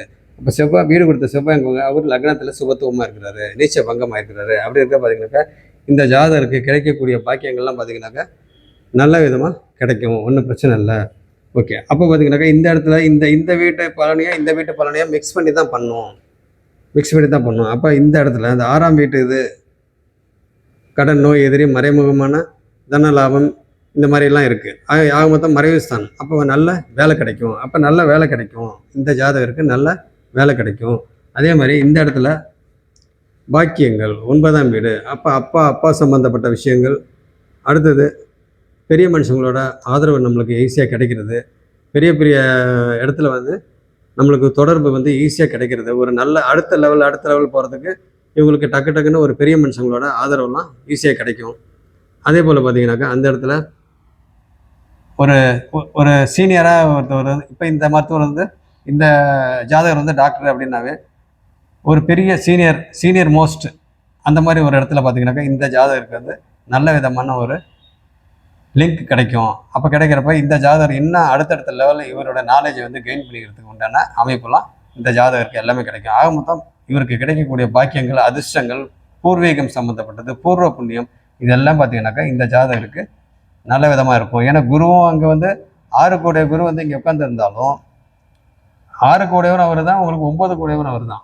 அப்படி இருக்கிறப்ப ரெண்டுத்தையும் கலந்து தான் பண்ணுவார். இப்போ 6க்கு உண்டானதில் கடன் நோய் எதிரி அது இருந்தாலும் அந்தந்த பருவத்துக்கு ஏற்பதான் அது நடக்கும். அப்படி இருக்கிறப்ப இப்போ வந்து நல்ல வேலை கிடைக்கும் அப்படின்ற மாதிரி சொல்லலாம். அப்போ இந்த இடத்துல 9, அப்போ இவர் இந்த ஜாதகருக்கு கிடைக்கக்கூடிய பாக்கியங்கள், இவருக்கு கிடைக்கக்கூடிய அப்பா சம்மந்தப்பட்ட விஷயங்கள் இதெல்லாம் பார்த்தீங்கன்னாக்கா நல்ல விதமாக இருக்கும் அப்படின்ற மாதிரி சொல்லலாம். ஏன்னா குரு பார்வை வர இங்கே இருக்குது. அப்படி இருக்கிறப்ப பார்த்தீங்கன்னாக்கா ஒன்றும் பிரச்சனை இல்லை. அதே மாதிரி இந்த இடத்துல வந்து பார்த்தீங்கன்னாக்கா 10ஆம் வீடு, 10ஆம் வீட்டோட ஆதிபத்தியம் ஜீவனம், தொழில் ஸ்தானம். அப்படி இருக்கிற பார்த்தீங்கன்னாக்கா இந்த இடத்துல சூரியன் திக்பலமாக இருக்கிறாரு, புதன் அங்கே இருக்கிறாரு, கேது இருக்கிறாரு. அப்போ கேது இருக்கிறாரு அப்படின்னாவே உங்களுக்கு மருத்துவம் சார்ந்த விஷயங்கள்லாம் பார்த்தீங்கன்னாக்கா நல்ல விதமாக ஆராய்ச்சி பண்ணுவாங்க. இந்த ஜாதகர் வந்து நல்ல விதமாக ஆராய்ச்சி பண்ணுவாங்க. எந்த ஒரு விஷயமா இருந்தாலும் ஆராய்ச்சி மனப்பான்மையில் தான் இருப்பாங்க. ஆக மொத்தம் இது ஜீவனஸ்தானம். அப்போ அந்த பணம் சம்பாதிக்கக்கூடிய விஷயத்தில் அந்த டாக்டராக இருக்கிறனால அங்கே மெடிக்கல் சர்வீஸ் பண்ணக்கூடிய இடத்துல பார்த்தீங்கன்னாக்கா ஒரு கேது அங்கே இருக்கிறதுனால நல்ல விதமாக ஒரு ஆராய்ச்சி மனப்பான்மையோட மருத்துவத்துக்கு உண்டான இன்வால்மெண்ட்டோட ஈடுபாடோட இந்த ஜாதகர் வந்து மருத்துவ தொழில் செய்வார். அதே மாதிரி பார்த்தீங்கன்னாக்கா உங்களுக்கு புதன் வந்து அந்த வீட்டில் இருக்கிறாரு. அதே சமயத்தில் சூரியனும் திக்பலமாக இருக்கிறாங்க. அப்போ எந்த இடத்துல எந்த ஹாஸ்பிட்டலில் எந்த இடத்துல போய் வேலை செஞ்சாலும் அவர் நல்ல ஒரு நேமோட இவங்க கௌரவம், அந்தஸ்து அதெல்லாம் பார்த்தீங்கன்னாக்கா ஆட்டோமேட்டிக்காக இந்த ஜாதகருக்கு வரும். அதே மாதிரி அப்பா சம்மந்தப்பட்ட விஷயங்கள், அப்பானால பார்த்தீங்கன்னாக்கா அப்பா வந்து இந்த ஜாதகரை பொறுத்த வரைக்கும் நல்லா ஸ்ட்ராங்காக இருக்கிறாரு. ஏன்னா பாக்கியஸ்தானம் அப்படின்றது அப்பாவோட தான். அப்போ அவர் வந்து எங்கே உட்காந்துருக்கிறாரு, சூரியன் வந்து 10ஆம் வீட்டில் உட்காந்துருக்கிறாரு. அப்போ பார்த்தீங்கன்னா இந்த ஜாதகரும் நல்லா இருப்பார், இந்த ஜாதகரோட அப்பாவும் பார்த்தீங்கன்னாக்கா நல்லா இருக்கிறாங்க அப்படின்ற மாதிரி நம்ம சொல்லலாம். அடுத்தது பார்த்தீங்கன்னாக்கா உங்களுக்கு 11ஆம் வீட்டு இந்த லாபாதிபதி. அப்போ இந்த வீட்டு அதிபதி 10ஆம் வீட்டு அதிபதி செவ்வாய் வந்து குரு பார்வையில் சுபத்துவமாக இருக்கிறாரு, பியூராக இருக்கிறாரு, நல்ல அதிக சுபத்துவமாக இருக்கிறாரு. அப்படி இருக்கிற பார்த்தீங்கன்னாக்கா இந்த அத்தனை கிரகத்துக்கும் செவ்வாய் தான் அதிகமாக சுபத்துவமாக இருக்கிறனால அங்கே மருத்துவருக்கு உண்டான அமைப்பு இங்கே நல்ல விதமாக இருக்குது. அப்போ பார்த்தீங்கன்னா இந்த ஜாதகர் வந்து மருத்துவ தொழிலை வந்து சில பேர் வந்து டாக்டருக்கு படிப்பாங்க, ஆனால் அந்த தொழில் செய்ய மாட்டாங்க. அதுக்கு ஜாதக அமைப்பு பார்த்திங்கன்னா ஒரு மாதிரி இருக்கும். ஆனால் இந்த இடத்துல பார்த்தீங்கன்னாக்கா இவங்க மருத்துவ தொழில் தான் செய்வாங்க அப்படின்ற மாதிரி, அதுலேருந்து மாற மாட்டாங்க அப்படின்ற மாதிரி நம்ம சொல்லலாம். அடுத்தது பார்த்தீங்கன்னாக்கா இங்கே 11ஆம் வீட்டு. அப்போ லாபாதிபதி யார், சுக்கிரன். இங்கே சுக்கிரன் பார்த்தீங்கன்னாக்கா இங்கே 8ஆம் வீட்டில் அவர் உட்காந்துருக்கிறாரு, சனி கூட இருக்கிறாரு. அப்போ இந்த இடத்துல லாபாதிபதி சுக்கிரன் வந்து கொஞ்சம் பவர் இழந்திருந்தாலும் ஒன்றும் பிரச்சனை இல்லை. இங்கே குரு வந்து பார்த்தீங்கன்னாக்கா நல்ல விதமாக எல்லா இடத்துலையும் பார்க்குறாரு. பட் சுக்கிரனும் வந்து இங்கே எல்லாமே பார்த்தீங்கன்னாக்கா அந்த சுக்கிரனோட வலு வந்து இந்த ஜாதகத்தில் கொஞ்சம் குறைவாக இருக்குது. ஏன்னா அங்கே சனி கூட இருக்கிறதுனால அதுக்கு சொல்ல வரேன். அப்போ இங்கே லாபாதிபதி, அப்போ சுக்கிரன் வந்து எந்தெந்த வீட்டுக்கு அதிபதி, அப்போ 4ஆம் வீட்டுக்கும் அவர் தான், அவர் 11ஆம் வீட்டுக்கும் அவர் தான். அப்போ 4, 11க்கு உடையவர். அவர் வந்து பார்த்தீங்கன்னாக்கா 8ஆம் வீட்டில் இருக்கிறாரு. அப்போ 8ஆம் வீட்டில் இருக்கிறாரு அப்படின்னாவே உங்களுக்கு மறைவு ஸ்தானம் இல்லைங்களா? அப்போ புரிஞ்சுங்க. சரி, ஓகே. அடுத்தது பார்த்தீங்கன்னாக்கா உங்களுக்கு 12ஆம் வீடு. அப்போ 12ஆம் வீட்டு அதிபதி புதன் வந்து எங்கே உட்காந்துருக்காரு, அவர் வந்து 10ல் உட்காந்துருக்கிறாரு. அவர் சுபத்துவமாக தான் இருக்கிறாரு. சந்திர அதியோகம் ப்ளஸ் குரு பார்வை இதெல்லாம் பார்த்தீங்கன்னா சுபத்துவமாக இருக்கிறாரு. ஒன்றும் பிரச்சனை இல்லை. இங்கே சனி பார்வையும் இருக்குது. பட் டிகிரி வைஸ் பார்க்குறப்ப வந்து இங்கே சனி பார்வை இங்கே கிடையாது. இங்கே 3க்கு தான் இருக்குது சனி பார்வை. 3ஆம் பார்வையாக இங்கே இருக்குது, 10ஆம் வீட்டை பார்க்குறாரு. பட் சனி பார்வை வந்து அதான் நான் ஏற்கனவே சொன்னீங்களா, இங்கே புள்ளி வச்சு இங்கே பார்வை ஒன்றும் இல்லை. அதே மாதிரி 11ஆம் வீடு சுக்கிரன் சொல்லிட்டேன். அடுத்து 12ஆம் வீட்டு அதிபதி இங்கே உட்காந்துருக்கிறாரு. உட்காந்துருந்தா சனி பார்வை இருக்குது. புதன் வந்து சனி பார்வை இருக்குது. பட் இருந்தாலும் டிகிரி வைஸ் பார்க்குறப்ப அங்கே இல்லை. கேதுக்கு வேணால் கொஞ்சம் இருக்குது, ஆனால் வந்து அங்கே புதனுக்கு இல்லை. அப்போ 12ஆம் வீட்டு அதிபதி வந்து அங்கே கெடலை. அப்போ பார்த்தீங்கன்னா உங்களுக்கு 12ஆம் வீடு இங்கே சுத்தமாக இருக்குது. அங்கே 12ஆம் வீட்டை யாராவது பார்க்குறாங்களா அப்படின்னு பார்த்தீங்கன்னா யாரும் பார்க்கல. அப்போ 12ஆம் வீட்டு அதிபதி நல்லா இருக்கிறாரு அப்படின்னா உங்களுக்கு ஒன்றும் பிரச்சனை இல்லை. அப்போ இந்த குரு தசை இந்த குரு தசை இந்த ஜாதகருக்கு எப்படி போகுது அப்படின்னாக்கா, குரு எந்த வீட்டுக்கு உடையவர்? அவர் 6க்கு உடையவர், 9க்கு உடையவர். 6, 9க்கு உடையவர் அப்படின்றப்ப உங்களுக்கு இப்போ குரு தசை கேது புக்தி. மொத்தத்தில் குரு தசை எப்படி இருக்குன்னாக்கா, உங்களுக்கு 6ஆம் வீட்டு பலனையும் 9ஆம் வீட்டு பலனையும் 5ஆம் வீட்டின் வழியாக செய்யும். 6ஆம் வீட்டின் ஆதிபத்தியத்தையும் 9ஆம் வீட்டின் ஆதிபத்தியத்தையும் 5ஆம் வீட்டின் வழியாக செய்யும். அப்போ 5ஆம் வீடுன்றது என்னது? உங்களுக்கு குழந்தை, அதிர்ஷ்டம், பூர்வ புண்ணியம், பூர்வீகம் சம்மந்தப்பட்டது, தெய்வ வழிபாடு, குலதெய்வ வழிபாடு, காதல் சம்மந்தப்பட்டது, இதெல்லாம் பார்த்தீங்கன்னாக்கா அங்கே இருக்குது. அப்போ புரிஞ்சுங்க. அப்போ 6ஆம் வீட்டு ஆதிபத்தியத்தையும் 9ஆம் வீட்டு ஆதிபத்தியத்தையும் 5ஆம் வீட்டின் வழியாக செய்யும். எனக்கு குரு வக்கரமாக இருக்கிறாரு. அதோட பலன் பார்த்தீங்கன்னாக்கா பார்த்துங்க. இன்னொரு விஷயம் என்னென்னா, இந்த ஜாதகருக்கு செவ்வாய் தோஷம் அப்படின்னு லக்னத்தில் செவ்வாய் இருக்காங்க இல்லைங்களா? அப்போ வந்து லக்னத்தில் செவ்வாய் இருக்கிறது நம்ம வந்து கணக்கில் வச்சுக்கிறது இல்லை. பட் இருந்தாலும் இங்கே பார்த்தீங்கன்னா மேரேஜ் செவ்வாய் வந்து எங்கெங்கே இருந்தால் தோஷம்? 2, 4, 7, 8, 12 2, 4, 7, 8, 12 லக்னத்தில் இருந்தால் அந்த ஜாதகர் பார்த்தீங்கன்னா எல்லாத்துலேயும் ஸ்பீடாக இருப்பாங்க. அப்போ ஸ்பீடாக இருப்பாங்கன்னா உங்களுக்கு ஏன் அதை வந்து தோஷத்தில் கொஞ்சம் கணக்கில் வச்சுக்கிறோம் அப்படின்னு கேட்டிங்கனாக்கா, 1ஆம் வீட்டில் இருந்தால் ஏன் கணக்கில் வச்சுக்கிறோம் அப்படின்னாக்கா, எல்லாத்துலேயும் ஸ்பீடாக இருக்காமல் அப்படின்றப்ப ஸ்பீடாக இருப்பாங்க அப்படின்றப்ப பார்த்தீங்கன்னா சில தப்புகள்லாம் பண்ணுவாங்க. அப்புறம் ரொம்ப ஸ்பீடாக இருக்கிறப்ப அப்போ அந்த மேரேஜுக்கு உண்டான இதையும் பார்த்தீங்கன்னாக்கா சீக்கிரமாக ஒரு தப்பான முடிவு எடுத்துருவாங்க. அதுக்காக தான் பார்த்தீங்கன்னாக்கா சீக்கிரமாக மேரேஜ் பண்ணக்கூடாது, கொஞ்சம் டிலே பண்ணி பண்ணணும். அதுக்காக தான் இதை வந்து தோஷம் அப்படின்ற ஒரு லிஸ்ட்டில் வந்து கொஞ்சம் மிதமான தோஷம் அப்படின்ற மாதிரி இதை கணக்கில் வச்சுருக்குறாங்க. சரி, ஓகே. அப்படி இருக்கிறத பார்த்தீங்கன்னாக்கா இப்போ குரு தசையோட பலன் எப்படி இருக்கும் அப்படின்றத நம்ம சொல்லியாச்சு. இப்போ திருமணத்துக்கு உண்டான அமைப்பு, திருமணம் எப்பொழுது நடக்கும் அப்படின்ற மாதிரி கேட்டுக்கிறாங்க இல்லைங்களா? திருமணம் அப்படின்னாவே 2, 7, 11, 3, 12 இந்த 12 மட்டும் பார்க்காம 12ஆம் வீட்டில் வந்து பார்த்தீங்கன்னாக்கா உங்களுக்கு 12ஆம் வீடுனாவே உங்களுக்கு அயன சயன போக சுகஸ்தானம். அப்போ அந்த வீட்டில் பாவகிரகம் ஏதாவது இருந்தால் வரக்கூடிய மாப்பிள்ளைங்களை பார்த்தீங்கன்னாக்கா அங்கே அவரோட ஜாதகத்திலே 12ஆம் வீட்லேயும் வந்து பாவகிரகம் இருந்தாங்க, 2 பேரும் சேர்க்கக்கூடாது. இது முக்கியமான பாயிண்ட்டு. அப்போ இந்த இடத்துல பார்த்தீங்கன்னாக்கா இந்த வீட்டு அதிபதி எந்த கிரகமும் இல்லை. இந்த வீட்டு அதிபதி எங்கே இருக்கிறாரு?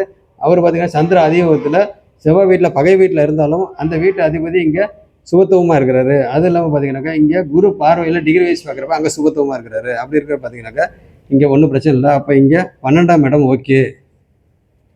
ஆனால் எந்த காரணத்தை கொண்டும் குரு வந்து பார்த்தீங்கன்னா 12ஆம் வீடு சுப கிரகம் இருந்துச்சு அப்படின்னாக்கா வரக்கூடிய பார்ட்னரோட ஜாதகத்துலேயும் பார்த்தீங்கன்னாக்கா சுபகிரகம் இருக்கணும்.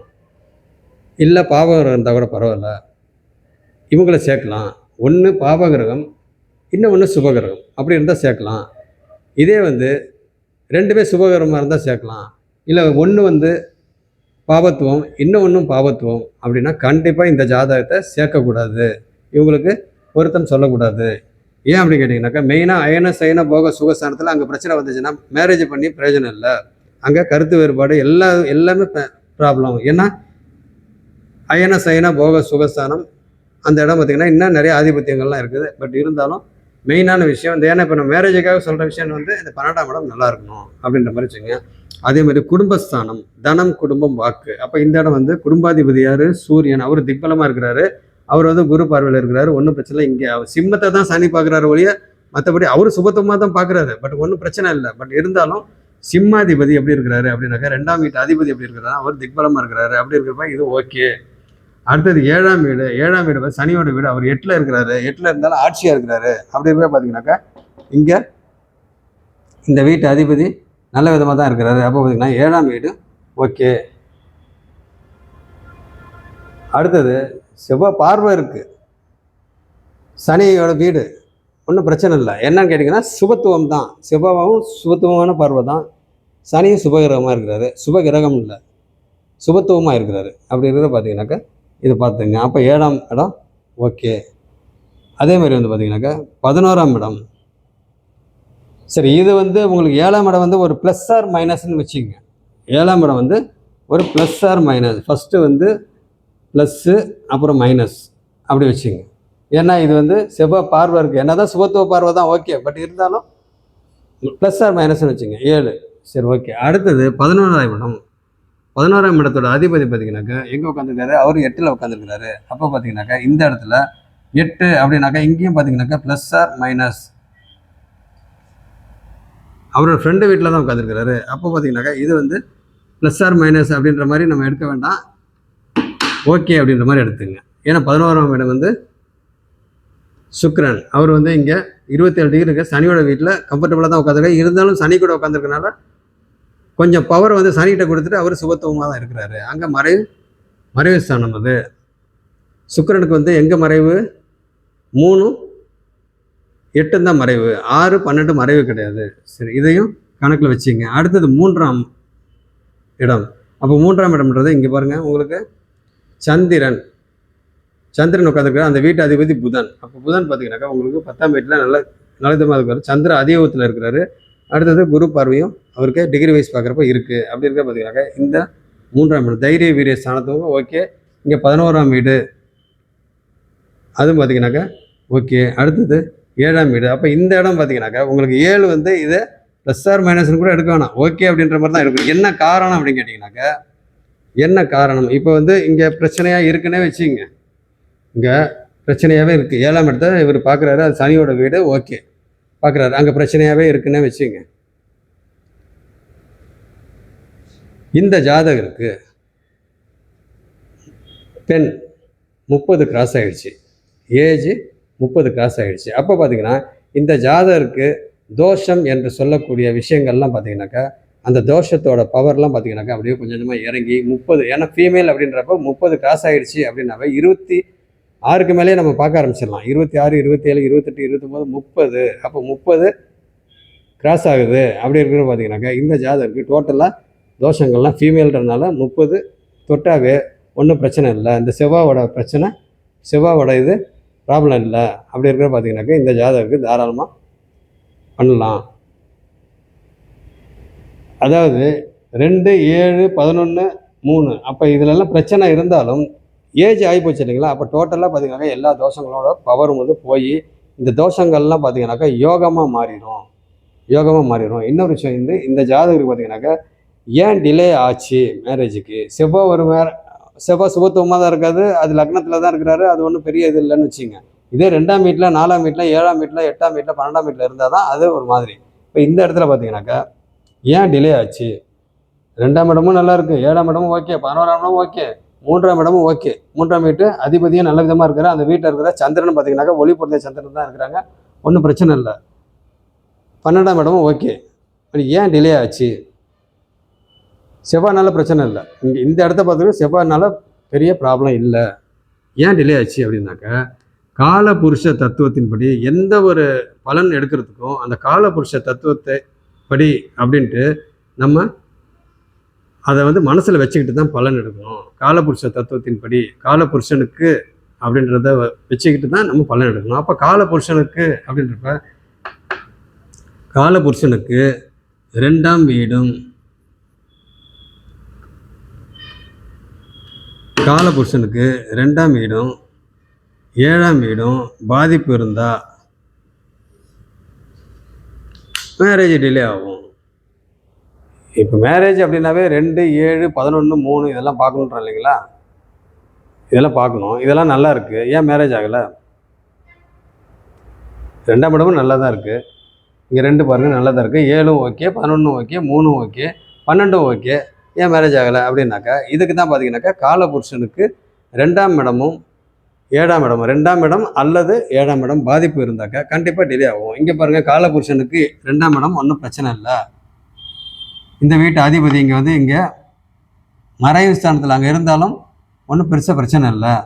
ஏன்னா இப்போ நடப்பு தசாபக்தி பார்த்தீங்கன்னா குரு தசை தான் நடக்குது. அப்போ பார்த்தீங்கன்னாக்கா இங்கே பிரச்சனை இல்லை. அப்போ இங்கே பார்த்தீங்கன்னாக்கா ராகு அங்கே 2ஆம் வீட்டில் உட்காந்து 7ஆம் வீட்டில் காலபுருஷனுக்கு 7ஆம் வீட்டில் உட்காந்துருக்கிறாரு. அப்போ பார்த்தீங்கன்னா உங்களுக்கு ராகுக்கு வந்து டைரெக்டாக சுபத்துவம் இருக்குதா அப்படின்னு பார்த்தீங்கன்னாக்கா அங்கே டைரெக்டாக சுபத்துவம் இல்லை. என்ன காரணம் அப்படின்னு கேட்டிங்கன்னா ராகுக்கு வீடு கொடுத்தவர் வந்து யார்? சுக்கிரன், அந்த சுக்கிரன் வந்து இங்கே சனி கூட இருக்கிற ஃப்ரெண்டு வீட்டில் உட்காந்துருந்தாலும் நான் ஏற்கனவே எத்தனை தடவை சொன்னாலும் அதே தான், அங்கே சுக்கிரனோட வலு கொஞ்சம் குறைவாக இருக்குது. அப்படி இருக்கிறப்ப இந்த இடம் ராகு வந்து அங்கே ஒரு மாதிரியாக இருக்கிறாரு. அப்படி இருக்கிற பார்த்தீங்கன்னாக்கா சுக்கிரனோட வீடு தான். அப்படி இருந்தாலும் இந்த ஜாதகரை பொறுத்த வரைக்கும் இது டிலே ஆனதுக்கு காரணம். ஆக மொத்தம் இப்போ எப்போ தான் திருமணம் நடக்கும் அப்படின்னா, இந்த ஜாதகரை பொறுத்த வரைக்கும் பார்த்தீங்கன்னாக்கா குரு தசை,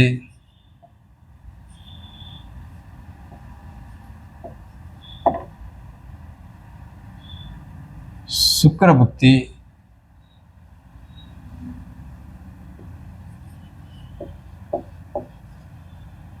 சூரிய அந்தரம், சூரிய அந்தரத்தில் மேரேஜ் ஆகிறதுக்கு சான்ஸ் இருக்குது. அதே போல் இன்னும் கொஞ்சம் டிலே ஆச்சு அப்படின்னா இதில் ஆயிரும். சப்போஸ் ஆகலை, ஏன்னு கேட்டிங்கன்னா உங்களுக்கு சூரியன் வந்து 2ஆம் வீட்டு அதிபதி, சூரியன் வந்து 2ஆம் வீட்டு அதிபதி இங்கே, அப்புறம் 2ஆம் வீட்டு அதிபதி அவர் சூரியன் வந்து பார்த்தீங்கன்னாக்கா இங்கே நல்ல விதமாக இருக்கிறாரு. அப்படி இருக்கிறப்ப சூரியன் சம்மந்தப்படணும். ஓகே, அடுத்தது பார்த்தீங்கன்னாக்கா உங்களுக்கு 11ஆம் வீட்டு அதிபதி சுக்கிரன், 11ஆம் வீட்டு அதிபதி சுக்கிரன் அவர் சம்மந்தப்படுறாரு. அவர் குறைந்த அளவு சுபத்துவமாக இருந்தாலும் சுபராக இருந்தாலும் இந்த இடத்துல பார்த்தீங்கன்னாக்கா சம்மந்தப்படுறாரு. அப்போ பார்த்தீங்கன்னாக்கா 11ஆம் வீட்டு அதிபதி நம்மளுக்கு 7ஆம் வீட்டு அதிபதி வந்து இந்த இடத்துல பார்க்க வேண்டாம். ஏன் அப்படி கேட்டிங்கனாக்கா உங்களுக்கு 25 வயசுக்கு உள்ள கல்யாணம் நடந்துச்சு, ஃபீமேலாக இருக்கிறனால 25 வயசுக்குள்ளே கல்யாணம் நடந்துச்சு அப்படின்னாக்கா 26 வயசுக்குள்ளே கல்யாணம் நடந்துச்சு அப்படின்னாக்கா உங்களுக்கு 7ஆம் இடத்த பார்க்கலாம். இப்போ 30 கிராஸ் ஆகுது. அப்போ 30 கிராஸ் ஆச்சுன்றப்ப 7ஆம் வீட்டை நம்ம பார்க்க வேணாம். அப்போ இங்கே 7ஆம் வீட்டு அதிபதி உங்களுக்கு சனி இங்கே 8ல் உட்காந்துருக்காரு அப்படின்றப்ப உங்களுக்கு அதுவும் ஒரு காரணம், மேரேஜ் ஆகாததுக்கு அதுவும் ஒரு காரணம். அப்படி இருக்கிற பார்த்தீங்கன்னாக்கா இந்த இடத்த நம்ம பார்க்க வேண்டியதில்லை, டைரெக்டாக 11ஆம் வீட்டை பார்த்துடலாம். ஏன்னா உங்களுக்கு மேரேஜ் அப்படின்னாவே 2ஆம் வீட்டு அதிபதியும் 7ஆம் வீட்டு அதிபதியும் தான் மேரேஜை பண்ணி வைப்பாங்க அப்படின்னு சொல்லி பொதுவாக நம்ம சொல்லுவோம். அந்த வீட்டில் இருக்கிற கிரகத்தோட தசாபுக்தி வந்தாலும் மேரேஜ் நடக்கும் அப்படின்ற மாதிரி நம்ம பொதுவாக எப்பயுமே ஒரு விதி இருக்குது, நம்ம சொல்லுவோம். ஆனால் மேரேஜை வந்து பண்ணி வைக்கிறவங்க கொஞ்சம் டிலே ஆகி பண்ணி வைக்கிறாங்க. 11ஆம் வீட்டு அதிபதியும் 3ஆம் வீட்டு அதிபதியும் அந்த வீட்டில் இருக்கிற கிரகங்களும் பார்த்தீங்கன்னாக்கா தசாபக்தி சம்மந்தப்படுறப்ப கண்டிப்பாக மேரேஜ் நடக்கும். அப்போ பார்த்தீங்கன்னா இந்த இடத்துல குரு தசை, சுக்கிரபுக்தி, சூரிய அந்தரம். அப்போ ரெண்டுக்கு உடைய சூரியன் வந்து இங்கே அந்தரத்தில் சம்மந்தப்படுறாரு. அதே மாதிரி சுக்கிரன் வந்து பார்த்திங்கன்னா 11க்கு உடையவர். அடுத்தது 7க்கு உடையவர் தான் நம்ம பார்க்க வேண்டியதில்லை. அப்போ குரு வந்து 9க்கு உடையவர், 6க்கு உடையவர், 9க்கு உடையவர். அப்போ 9க்கு உடையவர் பாக்கியாதிபதி. அப்போ பாக்கியஸ்தானம் அவருடைய தசா தான் நடக்குது. ஒன்று இதில் மேரேஜ் ஆகணும். இல்லை அப்படின்னாக்க குரு தசை,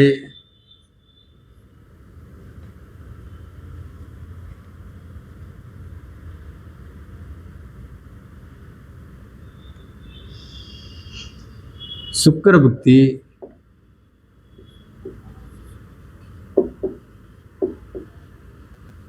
சந்திர அந்தரம். இப்போ இங்கே பாருங்கள், குரு சுக்கிரன் சந்திரன். இப்போ சந்திரன் வந்து எந்த வீட்டில் இருக்கிறாரு? 3ஆம் வீட்டில் இருக்கிறாரு, தைரிய வீரிய ஸ்தானம். அப்போ சந்திர அந்தரத்தில் ஆக மொத்தம் ஏதோ ஒரு சம்பந்தம் வரணும். அப்போ சந்திரன் வந்து ஒரு 5% வந்து அவருடைய பலன் இருக்கும். புக்திநாதன் வந்து பார்த்தீங்கன்னாக்கா ஒரு 25 to 30% அவரோட பலன் இருக்கும். தசாநாதனோட பவர் வந்து பார்த்தீங்கன்னாக்கா 100% இருக்கும். அப்போ இந்த தசாநாதன் யார்? பாக்கியாதிபதி. அப்போ இந்த ஜாதகருக்கு கிடைக்கக்கூடிய பாக்கியங்கள்லாம் நல்ல விதமாக கிடைக்கும். அப்போ பார்த்தீங்கன்னா மேரேஜும் பார்த்தீங்கன்னாக்கா நல்ல விதமாக நடக்கும். ஏன் அப்படின்னு கேட்டிங்கனாக்கா 30 கிராஸ் ஆகிடுச்சு. அதே மாதிரி சுக்கிரன் இங்கே 11ஆம் வீட்டு அதிபதி சம்மந்தப்படுறாரு. அப்படி இருக்கிற பார்த்தீங்கன்னாக்கா உங்களுக்கு இங்கே ஓகே. அடுத்தது சந்திரன் 3ஆம் வீட்டு அதிபதி புதன், அவர் நல்ல விதமாக இருக்காரு. அந்த வீட்டில் சந்திரன் இருக்கிறாரு, வளர்பிறை சந்திரனாக இருக்கிறாரு, ஒளி பொருந்திய சந்திரனாக இருக்கிறாரு, வர்க்கோத்தமமாக இருக்கிறாரு. ஓகேங்களா? அப்போ பார்த்தீங்கன்னா உங்களுக்கு இந்த இதில்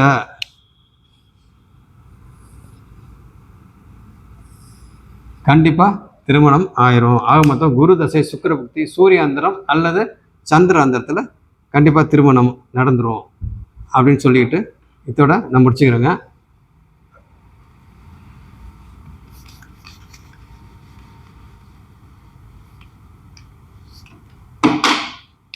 உங்களோட தனிப்பட்ட ஜாதகங்களுக்கு பலன் வேணும் அப்படின்னாக்கா இந்த நம்பருக்கு கால் பண்ணி முன்பதிவு செஞ்சுங்க. 6381086186